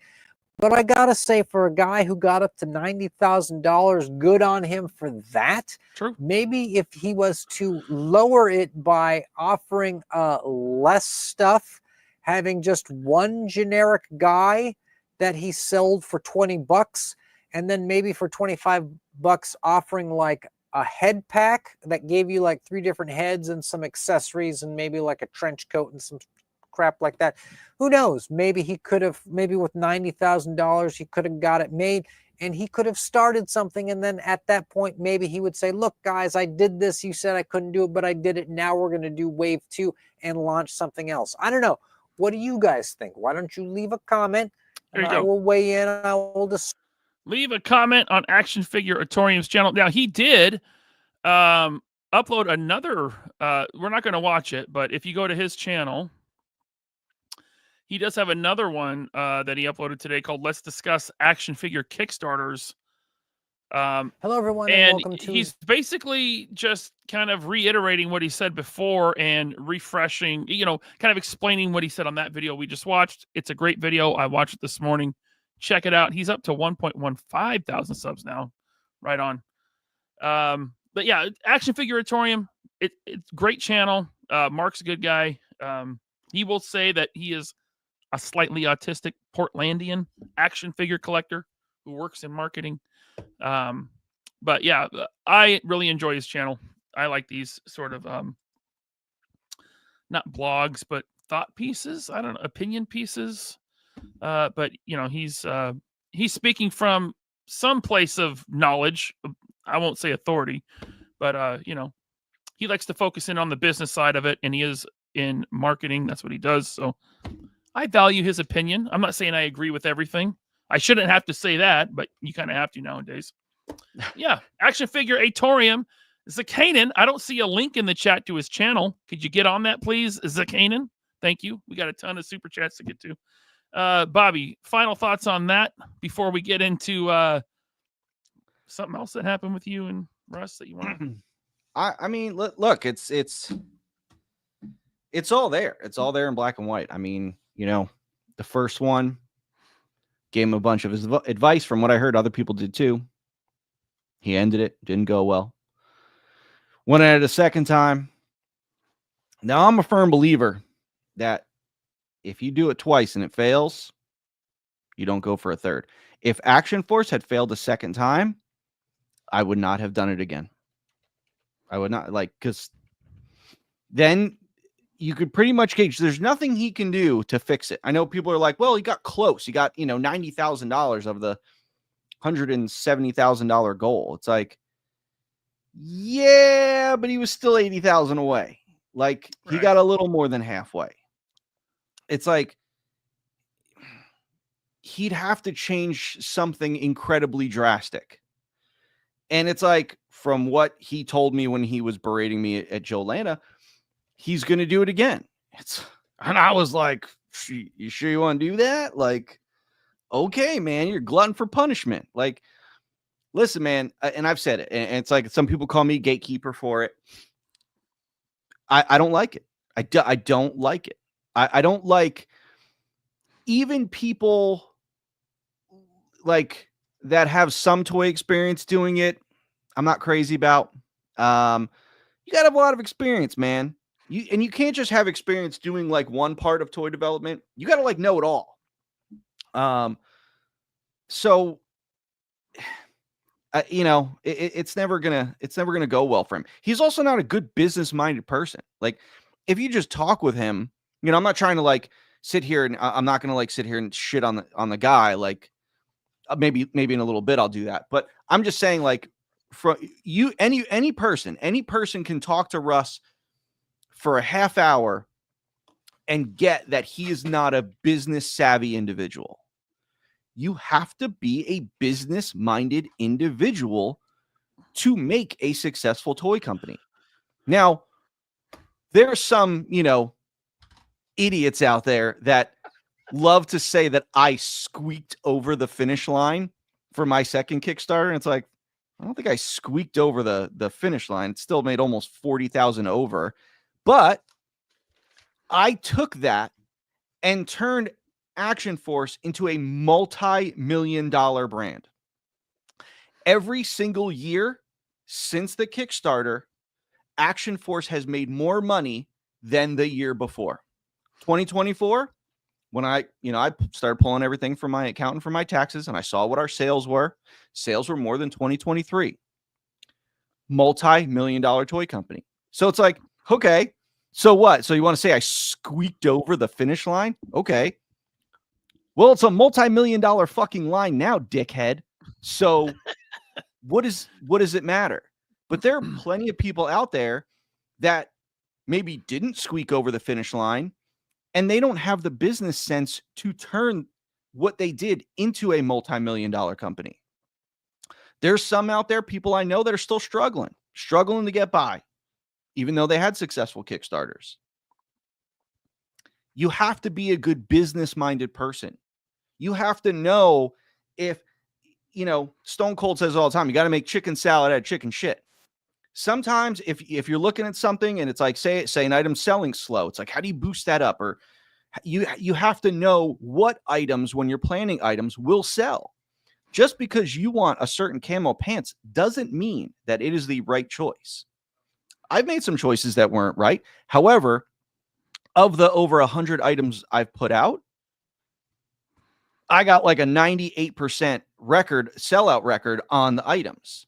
It's like, even some of the items that are still on the site from like series 4 are like really close to selling out. So like we're almost gone with those. But it's like, I've had a really good track record, but you got to be business minded. You could be a good designer. You could be a good sculptor. You could be a good marketer. You got to be all those things. Mm-hmm. And when I started this, I had to learn, and I hit the ground running, and you just have to have it. Like, people ask me all the time, hey, can you give me any advice? Yeah, don't do it. Don't do it. If you need advice, you shouldn't be doing it. Now, I know some people could say, oh, it's a dickhead thing to say everyone should get advice somewhere. I get that, but it's kind of one of those things where if you don't know what you need to do to be successful, you're not going to get there. You're just not. You have to be, you also have to be ruthless. look at every successful entrepreneur, business person. They're all fucking ruthless. All of them. They're all, you have to be ruthless in business. I know a lot of people, like a lot of these guys, like, oh, we're all community, all these indie companies, we're all friends, blah, blah. No, man. No. It's a war out here, man. We're all against each other. Whether you want to agree with it or not, we are. And it's like, look, man, I love the guys from the Horsemen. We're all friends. At least I think we're friends from my part. But it's like, you know, we're at Legion's Con, and it's like, I got a big line. They got a big line. But to me, it's like, I want everyone in my line. You know, so it's like, while we're not in direct competition, at the end of the day, I want to be the biggest toy company. I want to make the most money. I want every single customer. You have to have that desire to be successful. You can't especially when you have employees. Yeah, there's a guy, I'm not gonna name the company, but he's an indie company that has failed to get any bigger, even though he's been around for a decade and constantly does Kickstarters. He would always say to me, I don't mind the crumbs. I want Hasbro's crumbs. I don't mind the crumbs. Are you crazy? That's why you're not excelling. That's why you're not putting stuff out consistently. That's why you're never going to be huge. Because if you're okay with crumbs, you're always going to be at the crumb level. I don't want crumbs. I want the whole damn pie. That's what you have to excel to. Because if you have the mentality that you want the pie, you will do better. You know, it's like, look, man, if I was just like, if I just wanted crumbs or if I just wanted to get by, you think I would have put out over 100 items, crowdfunded vehicle, like been around for 6 years? No, man. No. There's a certain thing you got to have. And if some companies, need multiple people to have that thing, and I didn't want a partner, I wanted to do it all myself.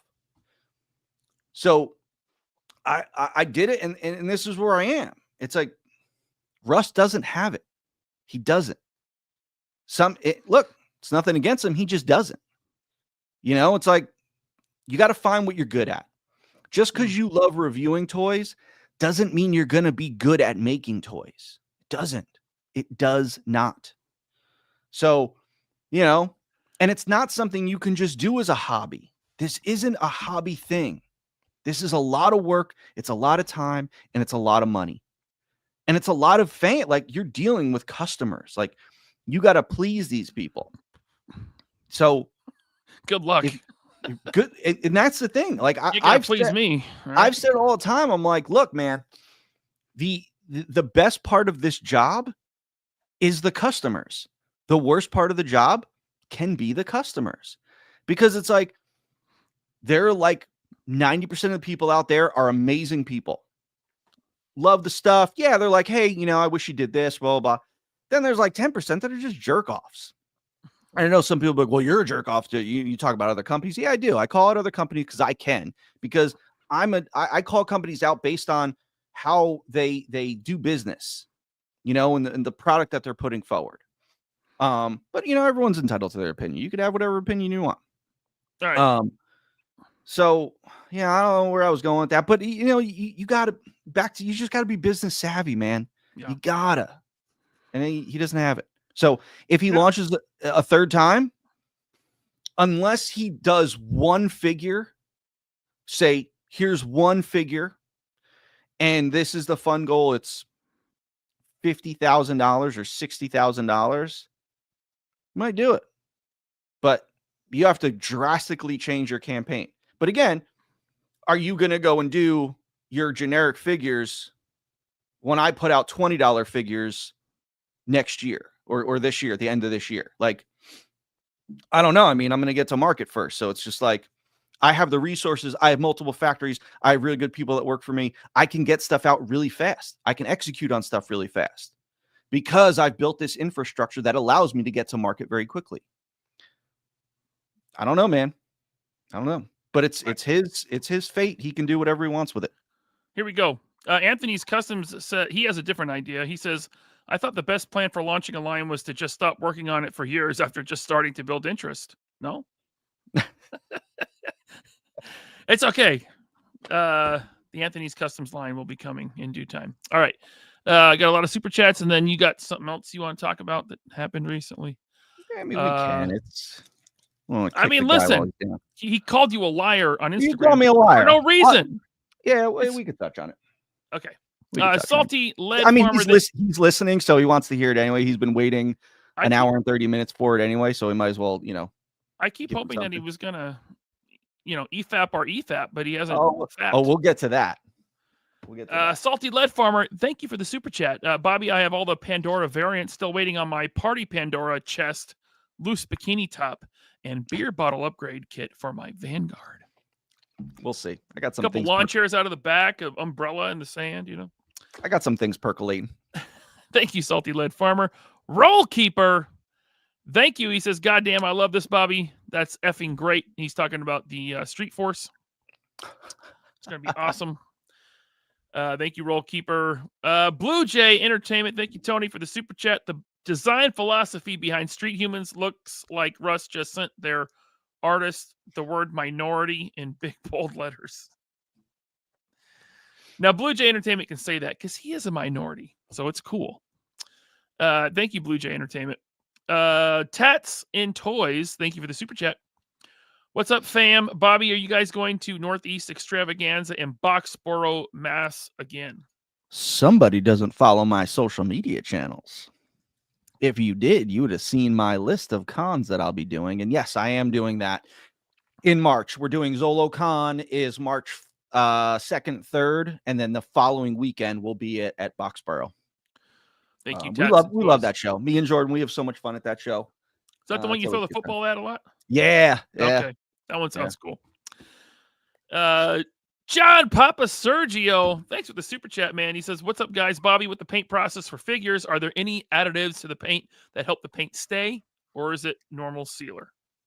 I'm not 100% sure. I know it's like they bake it, and that factory paint is different from the paint that you buy in the stores. So I do believe that they have a special formula that does adhere to the plastic and like lock in there.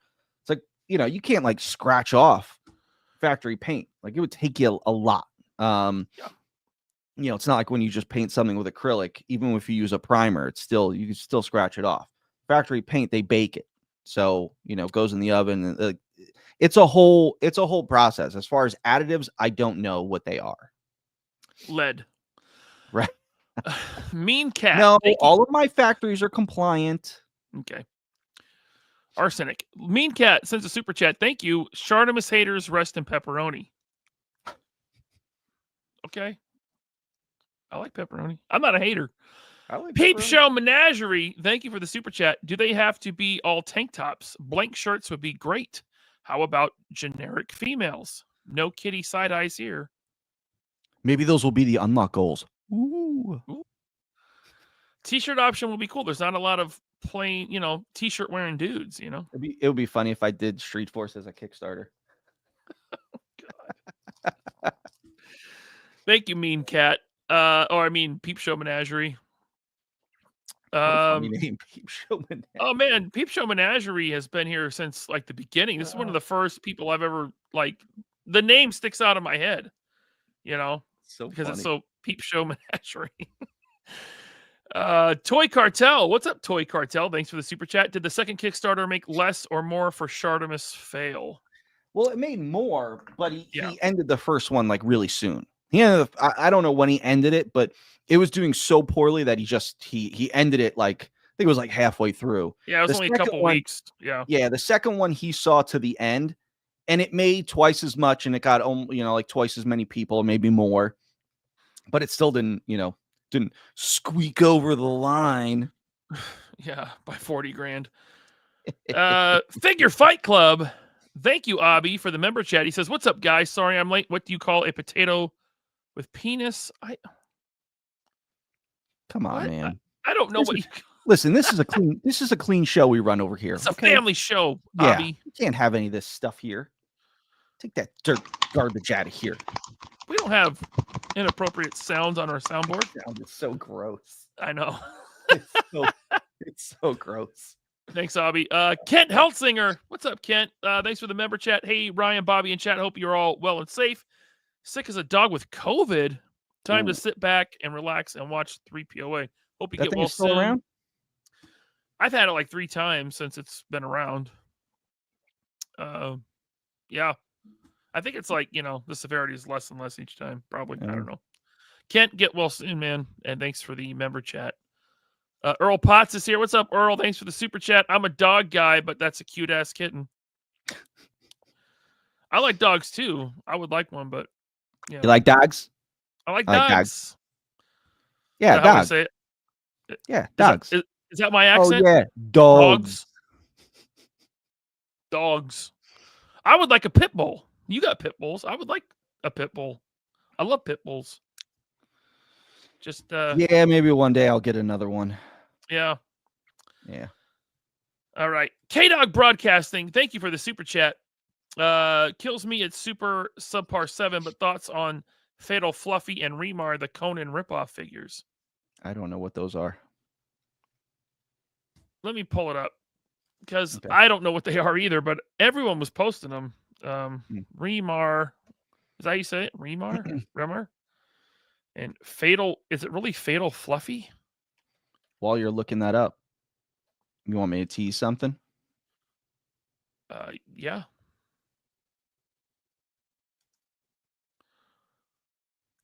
My finger's covering the symbol on the new backpack, but this is a new backpack with some paint apps for our ZoloCon exclusive.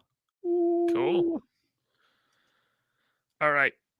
So Remar and Fatal Fluffy are 2 figures from Super 7.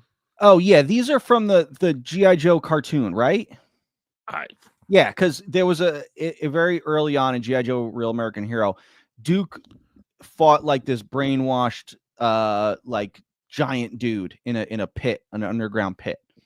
So that's what these. So they're not Conan ripoff. Like maybe a Real American Hero, like maybe they ripped off Conan back in the day, but it's not like Super 7 was like ripping off Conan. They were making figures, like characters from that episode. Gotcha. Yeah. My thoughts are nothing. My thoughts are. Now I heard, I don't know how true this is. I do not have all of the information. I'm only going by what I saw someone post. Is that they started their O-ring figures at $20, but I saw their Serpentor is now $40. If that's guys, correct me in the chat. Like, let me know if that is accurate. I don't know, but if that's the case, that's really bad. And how much are these guys? How much are these big guys? Because there's no way they're charging $20 for these big guys. The chat will have to tell us. I honestly don't. I don't even keep up with Super 7 stuff anymore. I just don't. Chad says Serpentor is 20. Okay. $20 O-rings is ridiculous, says Jude. Chad says these are. Is it hold on? Because I'm just curious because I'm not saying I'm doing an O-ring. I'm just saying, what if I did O-ring? It's like, is O-ring for $20 really ridiculous? I mean, now, so I picked up that Ghostbusters set and it's phenomenal. However, that set was $40, which means that those figures were $10 each. Oh, that was only $40 for that? It was $40 on Amazon. I don't know what the original retail was. Okay. But now I don't think you could do O-ring figures for $10. But it's like, I mean, at the end of the day, $20, like, you know, these superpower figures. I mean, I picked these up from a toy shop, a overpriced toy shop. They were $14.99. You know, Kilowog, Booster Gold, they were, you know, even though Kilowog's bigger, he was $14.99 also.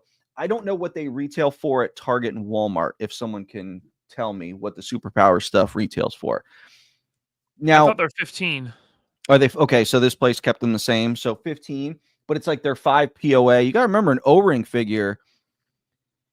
Talk about the worst construction you could ever do as far as costing wise. You got rivets, you got screws, you got a metal T-bar, you got the rubber washer.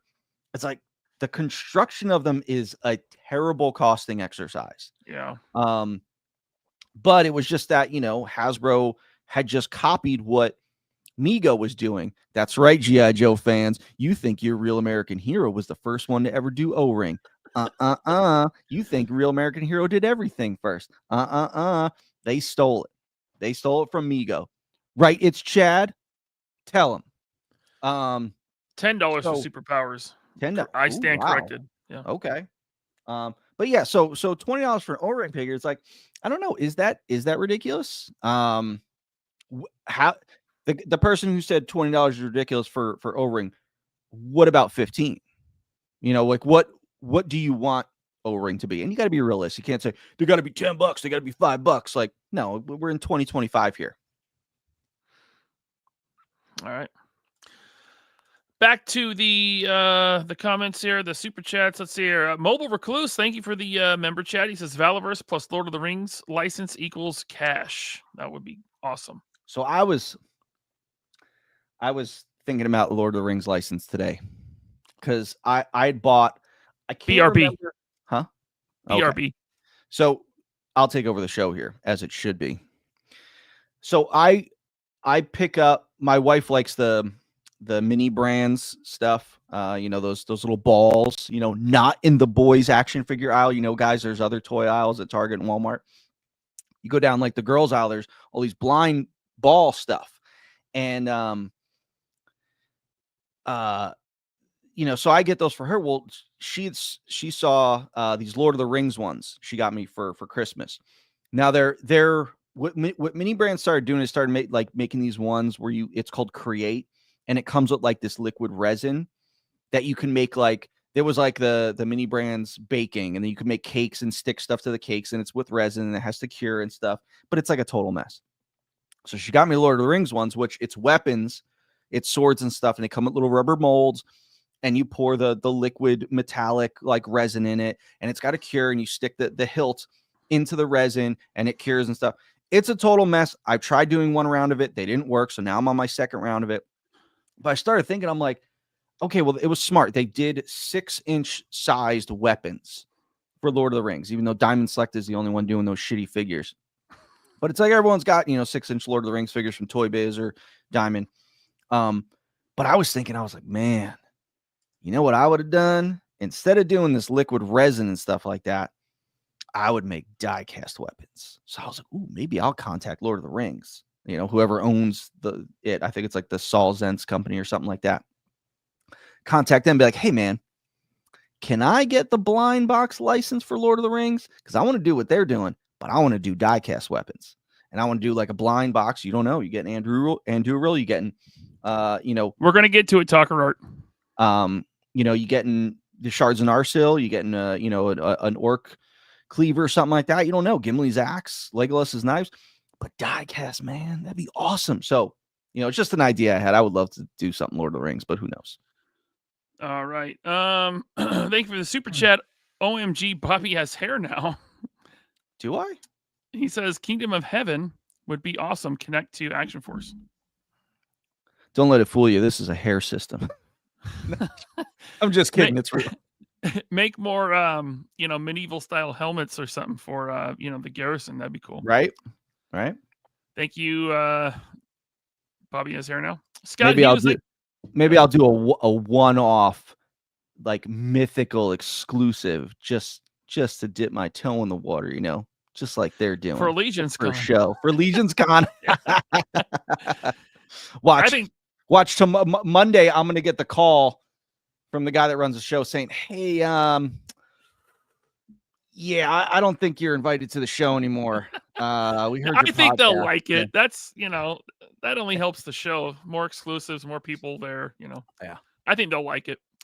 Scott Hughes, thanks for the member chat. Is no one else going to ask about the red item Bobby teased at the edge of the screen a few minutes ago? Oh, I didn't even see it. You didn't see it. Hold on, I'll get to do it like this. Nothing was on screen. What the hell is that? I don't know what that is. Okay. Don't worry about what that is. Don't worry about it. World Made of Cardboard. Thanks for the super chat, John. The Pirates of Darkwater Wraith ship was reissued as the Dragon Wing for the 3 3/4 Mortal Kombat G.I. Joe like O-ring figure toy line in the 90s. Oh, all right then. Did not know that. I didn't know that they had vehicles for the Mortal Kombat line. That's cool. That Mortal Kombat was a very underrated line. Like, it was, you go back, those figures were great. Especially Goro. Yeah. Yeah.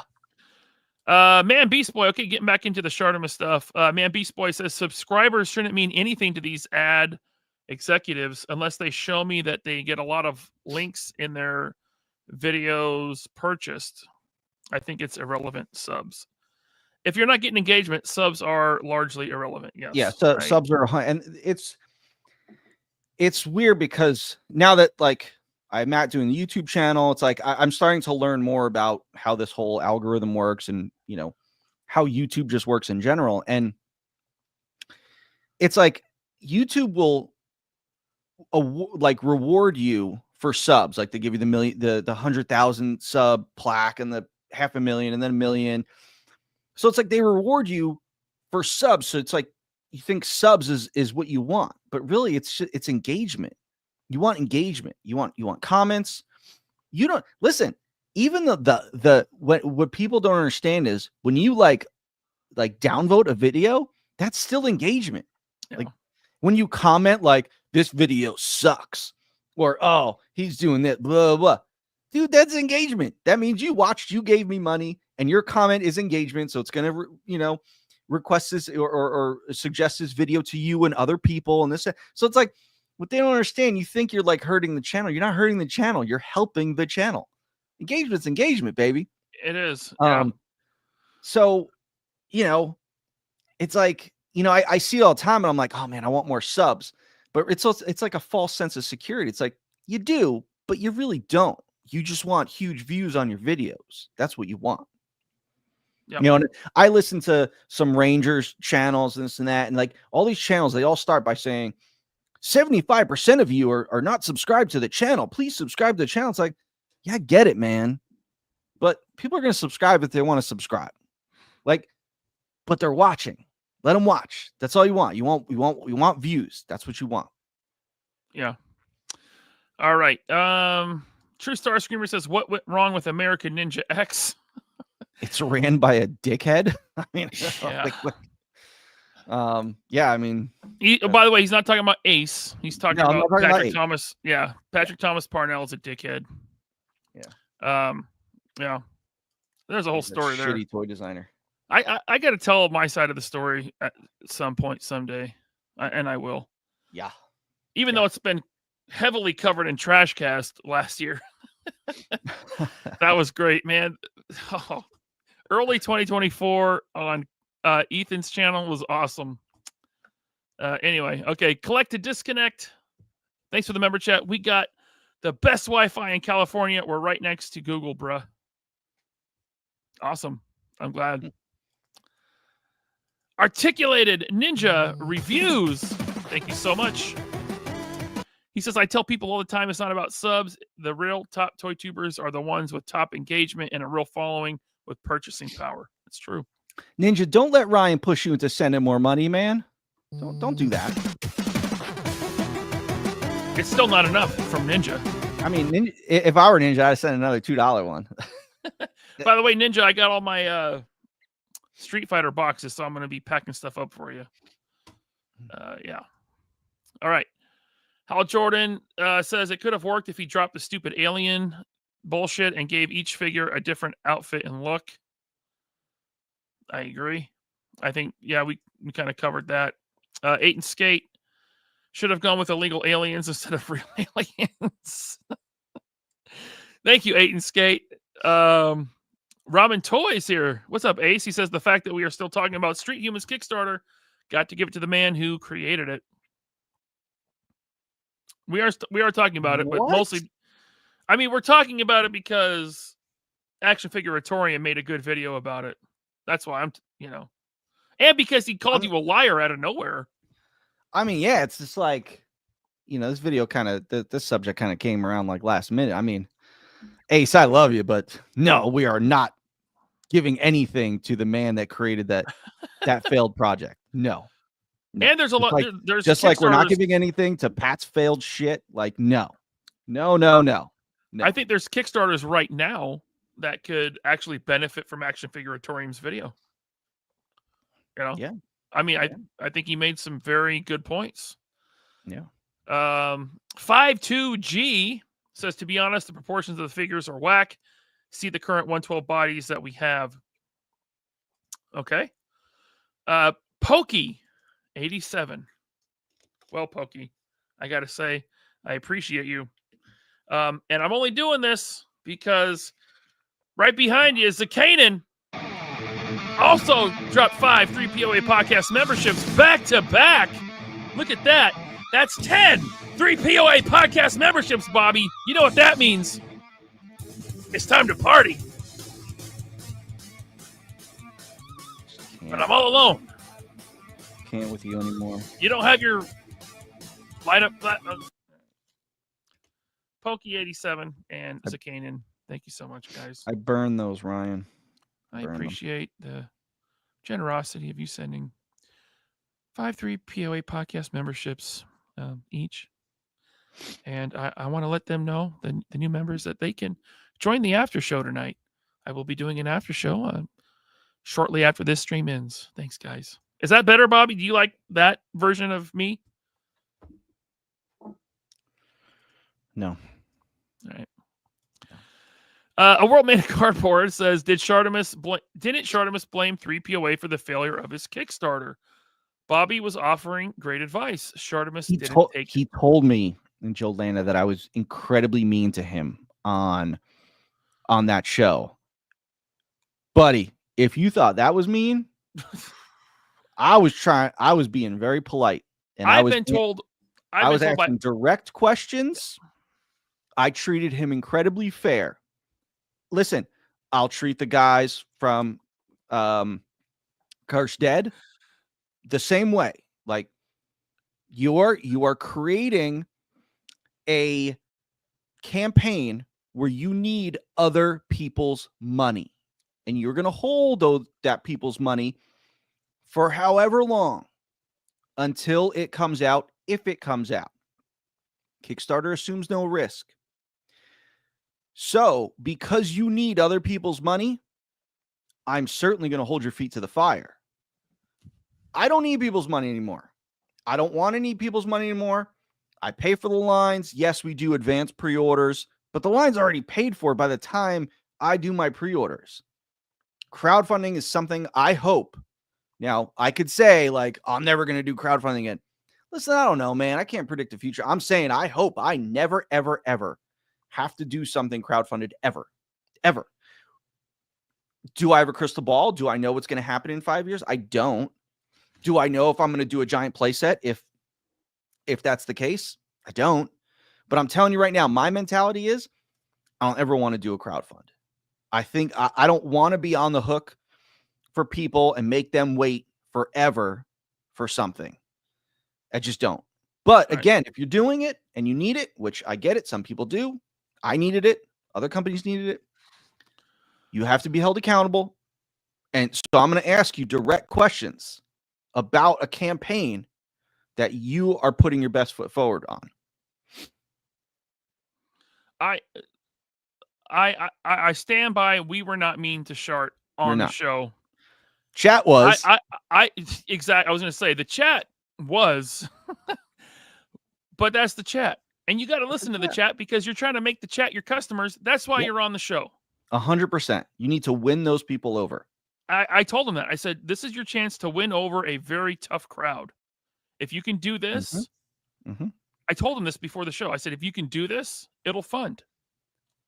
I mean, he chose to argue with every point you made instead of being, so it is what it is. For coming on. It was great that he had the balls to come on, but I think he handled it poorly, I want to go back and watch that show now. So do I. I was thinking about after he was berating me on Instagram. I was like, let me see what this is all about. I'll tell you what, on the next 3POA, we EFAP should we do that show. An EFAP of our show? Yes. Yes. It'd be awesome. Yes. Okay. But the next show, well, we'll see. Okay. Maximilian Tucker, Shart's reaction when Bobby told him about Pantone colors said it all. I remember that. Paisano 777. I'm late too. Bobby is doing Street Thugs. I'm down for that. Yes. Street Force, baby. Street Force. Street Force. Seriously, it's happening. Logan Wood, thanks for the super chat. I'd love nothing more than to see Vala strip Super 7 of the Conan the Barbarian Destroyer license so that we hear the lamentations of Brian Flynn. I tell you what, I mean, I would love, I don't know if they still have it or not. I would love I just want the license for Conan the Destroyer. That's all I want. Grab him. Take him. I want to make a Grace Jones figure with the headbutt plate and everything. Yeah. Like, I mean, that line would be a lot of tooling because you got to do, I got it wrong when I said it last. It's Wilt Chamberlain? Yeah, because it's Wilt Chamberlain that was Bombada. So it's like I want to do him. You got to do the big monster. Tear out the horn. You got to do, the wizard. You got to do his little thief guy. You got to do them all. Like, that's a shit ton of tooling, man. But for me, it's like Conan the Destroyer. Oh, shit. You see Mezco's doing the Arnold Conan? Are they? Yeah. Like from Barbarian? I forget which one, but they had it on display. No one does Destroyer. No one has the balls to do Yeah, Destroyer. it must have been Barbarian. They had I it on want to do display. the mirror guy with the red hood. Oh, all he does is that one yell. Oh, dude, that's what I want to do. Hell yeah. So you probably the horn is his power. Thanks, Blake. You'd have to pay Arnold and whatever studio, right? I'm sure the licensing is. There's a lot of fucking people that you got to pay. It's probably astronomical. Probably. All right, we got a lot of chats to get through, so let's get through them here. All right. Creative Labs, thank you for the super chat. Bobby watched your video today about making an action figure. Worked in design and manufacture of accessories. Know about molds, tooling, packaging, and the China trips. This is a whole other level. Nice work. Thanks, man. Glad you enjoyed it. Cool. Thank you, Creative Labs. I like sharing that stuff, man. Sudahuba, member for 17 months. Thank you. Hey, Bobby, if Trump takes over Canada, will I finally get cheap shipping? Listen, I'm all for the 51st state, baby. I'm all for it. I think that's a big joke, isn't it? I don't know, man. It's just there's no way that the president can't buy a country, can they? I don't. I mean, they can. I know he offered Denmark like $100 million for Greenland back in his first term. Are you serious? That really happened? Yeah, that really happened. And they said no. Greenland's just a strategic staging point just for everything. For war. War. Yeah. Or protection. But I mean, listen, like the way I see it's like, yeah, it's like the continents, Canada. Let's just make it all one thing, But listen, I use the Panama Canal so that I don't have to deal with the LA ports. I don't know if there's any ports left, but so that he's talking about, yeah, let's take over the Panama Canal. Yes. Take over the Panama Canal. Take over Canada. Bring it all. It makes my job a whole lot easier. It allows my customers to get stuff a lot cheaper. So Canadians, I know you guys have a lot of pride, but if it gets you cheaper shipping, man, you could become the 51st state, baby. Do you really want a bunch of smelly Canadians living? I mean, Here's smell. The thing. Here's what I'll do. Here's what I'll propose. I'm kidding. Okay. Here's what I'll propose. Let's just get rid of California. Let's just make that its own country. California, just say, give it back to Mexico. You are on your own. Yeah, Mexico. Hey, Mexico, if you want California, you got it, baby. Or just let them be their own thing. So we'll trade California for Canada. Can we get Cancun? We'll stay 50 states. We'll just get a better one. Like Mexico, you give us Cancun, we'll give you California. That works. Wait, does Mexico? Yeah, that works. I'm fine with that. I'm fine with that. All right. Yes, Paisano. Street Force is real. Blue Serendipity, thanks for becoming a channel member. Welcome, Samantha, to channel membership.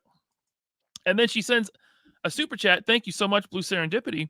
Shartimus' life is sounding more and more like a country song. Lost his job, his wife, family. Is this real? What? I don't want to get into his personal stuff. His Kickstarter didn't fund, and he's living in his van. I don't know. I don't know think, yeah, anything it's a about joke. that. Okay. I don't want to talk about someone's personal life and stuff. But oh wait, the last one hasn't happened yet. Okay. Okay, so it is a joke. He's not living in his van. All right.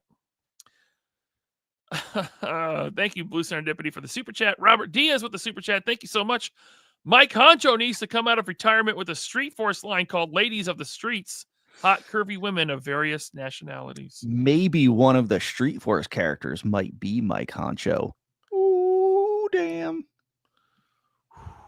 Whole line's just coming together on this episode, baby. Damn. Mike Honcho, an official release. I love it. Let's see here. We got Maximilian Tucker. Thank you. Where's my wombat? Oh, man. Combat wombat.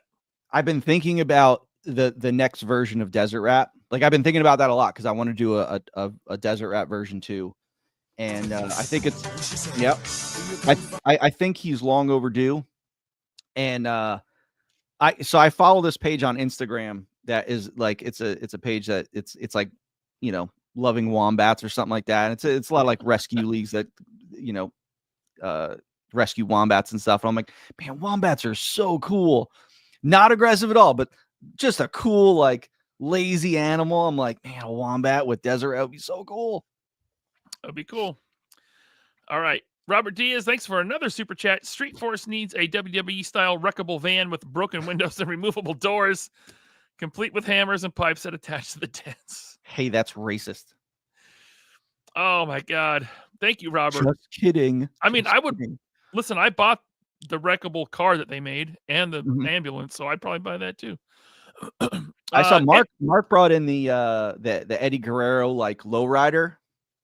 It was interesting. Yeah, I almost picked that up, but I want to get it on sale. It's Chad. Thank you for the Tater Chat, Chad, who you will be on his channel tomorrow night.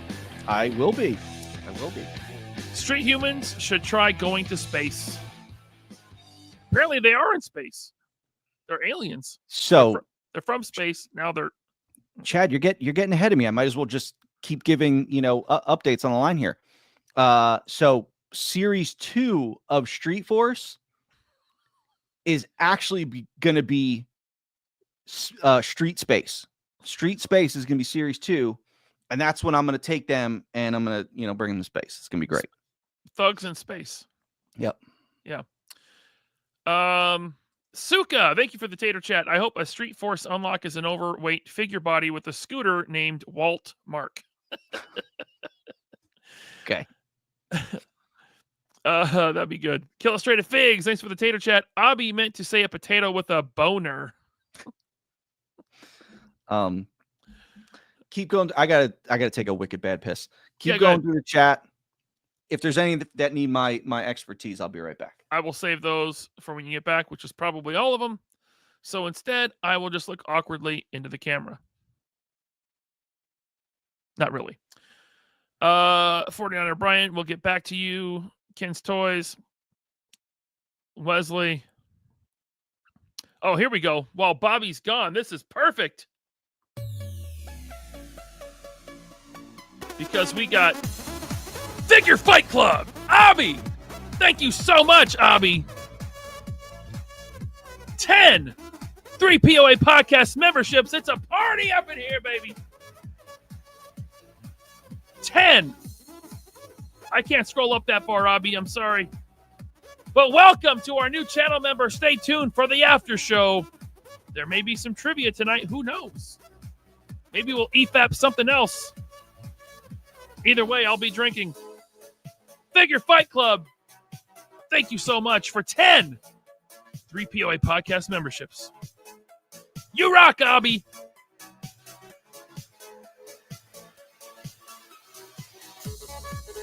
Okay. Let's see here. We got B. Rivera. Welcome, B. Rivera. He became a YouTube channel member. Appreciate you so much, sir. John P. became a YouTube channel member. You guys, please stay tuned for the after show. If you're here, oh, John P is here. Yes, absolutely. And B. Rivera. Let's see here. You got Joe Bits with a $2 super chat. Thank you, sir. He says Trump all the way. Thank you for that. We don't get political on this channel. Someone's going to counter that with something else. Thank you, Joe Bits. And the rest of these I need to get to when Bobby gets back. So once again, I will stare awkwardly into the camera. Oh, thank God he's back. Okay. I thought about not coming back. No, you got to answer these people. Okay. Oh, okay. 49er Brian with the Tater Chat wants to know about Vanguard upgrades. Well, the factory just sent me some samples I should be getting very soon. They look pretty awesome. Yeah, so the Vanguard is almost sold out. Only a few units left. I predict sometime within the next 2 weeks. Yeah, I did. Just one hand though. Yeah, sometime in the next 2 weeks, Vanguards will probably be sold out, but we do have a limited run. The factory is issuing another run of Vanguards, and hopefully those will be here around the same time that the Vanguard upgrades will come in. We did just get in the new turret. I just have to get around to putting them on the site. Again, those will be free if you want them. If you want to purchase them, they'll be free. How do you purchase something that's free? That's a good question. I don't even know. I don't know. All right.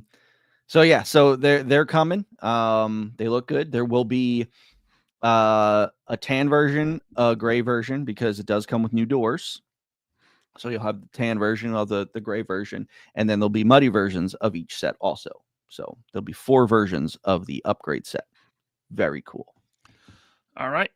Wesley wants to know if there's going to be more green Praetorians, the elite. Unfortunately, no. Those are gone. Retired item now. I do have a handful that I'm saving for ZoloCon, but I would imagine they'll be gone at ZoloCon. Excuse me. But after that, no more. No more. Retired item. All right. Ultramagnetic Lion, thanks for the super chat. Massive props on the production video, Bobby. Ever thought of making your own pro wrestling line, but more along original creations? I mean, not original creations, but I remember when I was, working with Matt Cardona and Brian Myers on their Stomp in Paradise figures, a few years back. I really wanted to do those. Like I wanted to do them. I just think that we couldn't get the numbers. It's like I need, I work with these big factories. I need, a higher minimum order quantity. And I think they're, the stuff they're doing is probably in the lower production runs, but it's always something. I was actually thinking about like texting Matt the other day, like, hey, I want to revisit this. Like, have your numbers gone up for the stuff that you're doing, your big rubber guys and this and that, because it's like, I want to do those. Like, I think, especially because Matt or Brian, they posted something. There's this company called Powertown. They're doing these wrestling figures. Sort of like Super 7. They don't have double elbows. At least I don't think they have double elbows, but they have like more limited articulation. And Matt or Brian posted and they were like, best figures of us we've had. And I was like, wow, that was cool. Cause that was like a shit on Super 7. Cause they had done figures with Super 7 and then they did figures of Powertown. And they're saying the Powertown figures were their best versions. And I was like, I think I want to get my hands in the ring here and make sure the Valaverse figures are the best figures. But, again, it's more of a quantities thing. If I can ensure that I could sell my minimum, I do them. Cool. Alrighty. We got Unboxing Art. What's up, man? Good to see Art. He says, did you hear that street humans were the cause of the fires in California? Well, because they're aliens. It's just a joke, guys. Because they're aliens, they have fire shooting powers. They like the Human Torch. It's their alien abilities. Thanks, Unboxing Art. And Logan Wood with the super chat. Thank you, sir. I respect your love for Destroyer, but you'd make such fierce Conan figures. It'd be a goddamn shame to not see you tackle Barbarian also. Only Destroyer. Only Destroyer. All right. Logan, thank you so much. Everyone, thank you for tuning in. We almost hit 800 viewers tonight between YouTube and X. We had over 750 here at one point on YouTube. So thank you so much, everyone. Stay tuned for the after show to channel members. We'll be back. Me and Bobby will at least be back in 2 weeks to talk with the guys from the Cursed Dead. Maybe at some point in between then, we'll EFAP our interview with Shartimus. That would be a lot of fun. We definitely need to do that. All right, let's do that. So stay tuned for that. I don't think I have anything else to announce. Do you? I made my announcements today. There were some pretty epic announcements. Street Force, baby. Street Force, baby. Yeah. Street Force. All right, get those orders in on Valorous.com, right? Because everything is up now from Series 5. Oh, yeah. Yeah. Cool. Get them in. You want to sign us out, Bobby? Go ahead, do it. Hey, Russ. Enjoy the next 4 years, buddy.